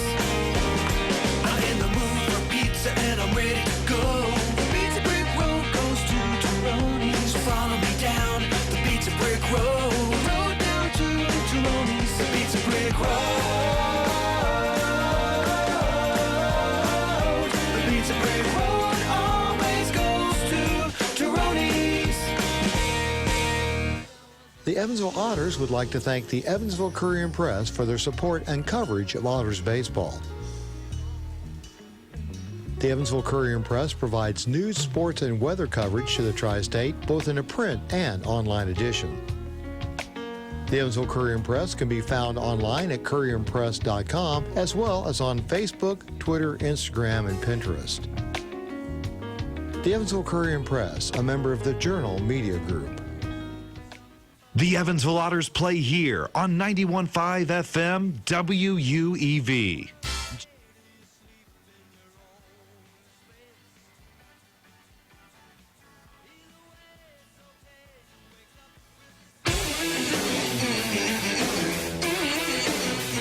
Welcome back to Evansville Otters Baseball. Dave Gwynn and Bill McCune on the call. Otters with a comfortable 7-0 lead. 7 runs on 10 hits. They've had solid hitting, solid defensive play, but the most important thing was solid pitching today. First pitch to Tyler Alamo is a pop-up. Shallow left field. Who's got it? 3 people there. And Wheatrich will make the catch for out number 1. That was high enough, Dave, to bring rain. That's what they used to say anyway. Okay. I'm only repeating what the good Mel Allen, guys like that used to say. Okay. Taisei Fukuhara to the plate. Fukuhara is 0 for 2 with a walk back in the 6th. He struck out in the 4th and grounded out to second in the 2nd. Sittinger on the mound for his 2nd inning of work. Kicks and fires from the belt. That's a fastball outside. Count now even at 1 to Fukuhara. Bill also today in 1948, Babe Ruth, he made his last public appearance at the New York premiere of the film, The Babe Ruth Story. Unfortunately, he passed away 3 weeks later. I was going to tell you, say that he passed away in 1948. I remember that well. We went to Mass. To honor the Babe? Yes. I was playing with the South Amboy All-Stars, and we were going to Johnstown, Pennsylvania in that tournament, and that's when it was. So we all went and attended Mass at St. Mary's Catholic Church, yes. Oh, wow. That's awesome. Yeah. Swing and a miss on a breaking ball from Sittinger for out number 1. That's his 4th strikeout, too. Or out number 2, I should say. Yeah. Got to tell you, you can tell he's had a bit of experience. Yep. And his fastball is hitting the pound of the mid of Calabrese very effectively. Well, that has been the case so far. They've been late in their swinging because they haven't learned the timing yet. See, now there was his slider. It wasn't that effective. He's got a count at 0-1 to Coffey, who is 0 for 2 with 2 strikeouts, and he walked back in the 2nd. There's that fastball, you see. Swing and a miss for strike 2. The bat is still on their shoulders when that ball's in the catcher's mitt. 0-2 the count, 2 outs to Coffey. Coffey hitting .215 on the year. Sittinger fires the 0-2. So a breaking ball in the dirt. Count moves to 1-2 with 2 outs.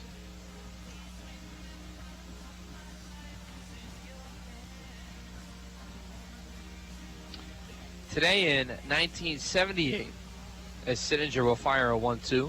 Swing and a miss. Strikeout ends the inning. Well, I'll get back to that fact after the commercial break. Sittinger has thrown the ball very well in relief. 5 strikeouts out of 6 outs. So that's 15 strikeouts between 2 pitchers. Right. I believe the record is 17. If you remember when the Irishman on opening day threw 12. Right. I believe the Otters threw 17 as a pitching staff. I believe you're right. We might be close to that record. Yeah, I believe you're right. So today in 1978, if you can remember, Johnny Bench, he hit his 300th career home run, and Pete Rose hit his 39th straight game, but the Reds fell to the Mets by a score of 12-3. We mentioned 2 facts today by Johnny Bench. Today in 1970, Johnny Bench hit 3 home runs off of Steve Carlton, but today he hit his 300th home run. Probably one of the better offensive catchers to play the game. I would agree with you. I'd agree. Because he was part of the big red machine, right? Right. Between Bench, Rose, Barry Larkin. No, it was later. Larkin was later. Okay. Right. Who's also? All right, I'm going to Google it now. The big red machine, right? Yep. Who can you recall from the big red machine? Well, my friend of mine was the shortstop, and I can't remember his name. He, oh my God, oh jeez. Johnny Bench, Tony Perez, Joe Perez was first base, and Joe Morgan. Joe Morgan was second base. It was the 76 Reds. Yeah. Who was the shortstop? They were called the Great 8. Yeah. What's name was the manager? Let's see, the Great 8, known as the Big Red Machine. Yeah. 3 Hall of Famers in Johnny Bench, Perez, and Joe Morgan. Yeah. Let's see, Pete Rose.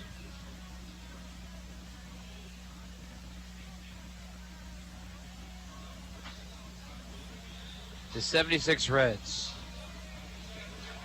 Let's see. Sparky Anderson was the manager. Yep. Pete Rose, Johnny Bench, Joe Morgan, Ken Griffey Sr. Yes. And Tony Perez. Yep. All right. Well, to the plate now is Tanner Wietrich to lead off the bottom of the 8th. He has an 0-1 count and then fouls this pitch back. Count will be at 0-2. Now, it'll be Wietrich, Cronin, and Griesaber, batters 1, 2, and 3. Coming into this game, Keith Griesaber is riding a 19 consecutive game hit streak, the best of this entire season. Base hit. And that'll be a base hit up the middle for Wietrich. He is aboard with a single. He's 1 for 4 today. So, right now, Keith has a chance of batting. Correct. This inning. Correct. You know, you're bringing up old timers there. You know, let me just bring up something I said. I was talking about my good friend Jerry Coleman. Okay. Jerry Coleman was in his late 80s. He was still broadcasting Padre games. And I stand to be corrected. I think he was like in his 70s when he got married. He married like a 34-year-old woman. And he had a child. Good for him. Yeah. And good for him. But he was in his 80s. And then you look at Vince Scully. He was in his late 80s. So I'm challenging both of those guys. I'm trying to beat them. Really, you know. Well, Bill, I'm rooting for you. Yeah, next month I'll be 87. So, you know. 87 years young. Yeah. So I'm going to give them a run for their money. All righty. What about Jack? Jack could, at one game, he could be the oldest manager in Major League Baseball. Oh, really? Yeah. What happened? Well, Connie Mack's the oldest right now. Connie Mack was 87, and that was in That's in, I forgot the year now. I think it was 64, 65. Okay. If Jack managed one game, he would be 88. So he would have the record as the oldest manager ever in baseball. Major League Baseball. Okay. Yeah. Cronin has a 2-0 count. Runner on first and Wietrich, his first hit of the day. 2 hits as an Otter. Griesaber on deck.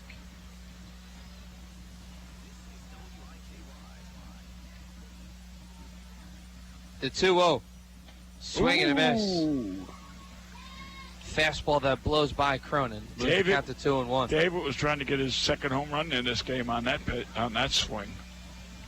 He really, our runner on first could walk to second. Here's the 2-1. Ground ball foul in the Otters dugout on the first base side. Count moves to 2-2. So tomorrow night is 90s night. Recommend everyone come out to the ballpark. We have some great promotions. We have some Nickelodeon slime for the kids. A featured music video that I decided to participate in. Oh, really? After the game. Oh, really? As Elspeth, one of the assistant general managers of the team, really put a lot of work into the 90s night promotion tomorrow. 90s music throughout the ballpark. Every Otters hitter will have a 90s walk-up song as they approach the plate. It'll be a good time at the ballpark tomorrow night. Get your tickets and come over at 6:35 p.m. First pitch, Otters and Thunderbolts, Saturday afternoon of baseball. The 3-2 to Cronin, swing and a miss for strike 3, and Cronin's a little upset with himself. Oh, I don't know if he had a word with the manager, but he swung. So, the umpire, if he was swinging, so I don't know unless he thought, it might have said to the umpire, was that a strike? A lot of times batters will say that, I don't know if Dave said that, I'll be honest with you. Knowing Dave quite a bit, he's a very good competitor. Well, no, like I say, he might have just said, where was that pitch? Was it a strike? A lot of batters will swing at things, and say, oh, I thought it was a strike. And, say the umpire, and the umpire will say, oh, my God, it was so far out. Griesaber has a 1-0 count with 1 out and a 19-game hit streak. The next pitch drops in there for a strike. Count even at 1. Well, if he was to lay a bunt down, I think he would make it. Look where that third base is playing. Pretty back behind the third base bag. Oh, my God. I could make it to first. The 1-1. Swing and a miss. Count moves 1-2 to Griesaber. Griesaber, from June 30th to now, has increased his batting average from 266 to 306. Well, I know he's been getting his hits, 2 hits. In fact, 2 hits last night, wasn't it? Yes. Yeah. The 1-2, it will be a dribbler in front of the first baseman. He tosses it over to first. No way. And he's out by a hair. Yeah. Griesaber really wanted that one. Oh, he rushed. He went down that base path, but it was just, it wasn't meant to be. 3-1 to put out, and that might be the final at bat for Keith. And I got to tell you, Keith entering this game had 70 hits in the 2-hole. It's a lot of hits. The most hits in the team, isn't it? I believe so, by a mile. Yeah. Well, not really. Castro has 65. Yeah. Long has, coming into tonight, Long has 61 and Castro at 65. Oh, okay. So to the plate now is Ryan Long. He has 2 of the 7 runs accounted for the Otters. He had the RBI single in the first that scored Griesaber, and then he hit a solo home run in the third. And it was one of those home runs where you knew it off the crack of the bat that went over the right center field wall. It did. He had a great swing on that one. How many home runs has he hit on the first pitch? That's interesting. I don't know if a computer can tell me that unless I'd have to go all the way back to each and every game. Or I would have to go back to the games where he hit a home run. Yeah. How about that? I'll do my homework for you later on. No. It's pretty hard to say, not at the first at bat, but on the first pitch. Right. Yeah, I don't think you keep stats on whether. There is. You can actually go through the individual play-by-play of each game. Oh, you can? Oh, Yep. okay. 0-1 the count to Long. Here's the next pitch. Swing and a drive to right center field, but it's playable for Fukuhara to make the catch and get the Thunderbolts out of the inning. We head to the top of the ninth with an Otters 7-0 lead over Windy City. You're listening to Evansville Otters Baseball on the Otters Digital Network and 91.5 WUEV.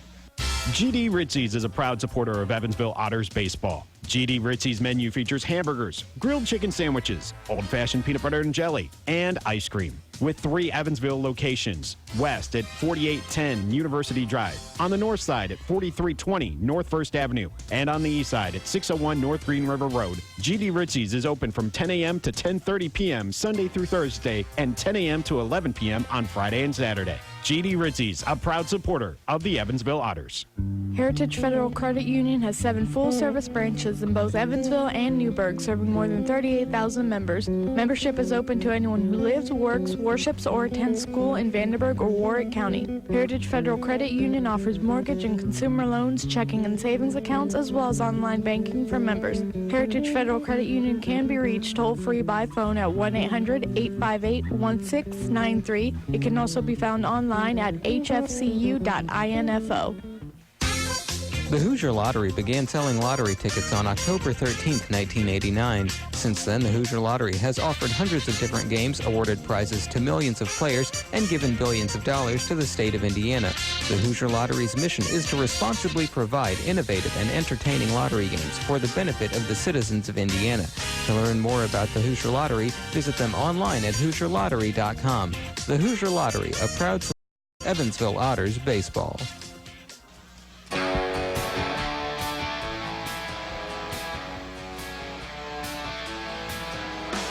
Welcome back to Evansville Otters Baseball. Dave Nguyen on the call. We're in the top of the ninth.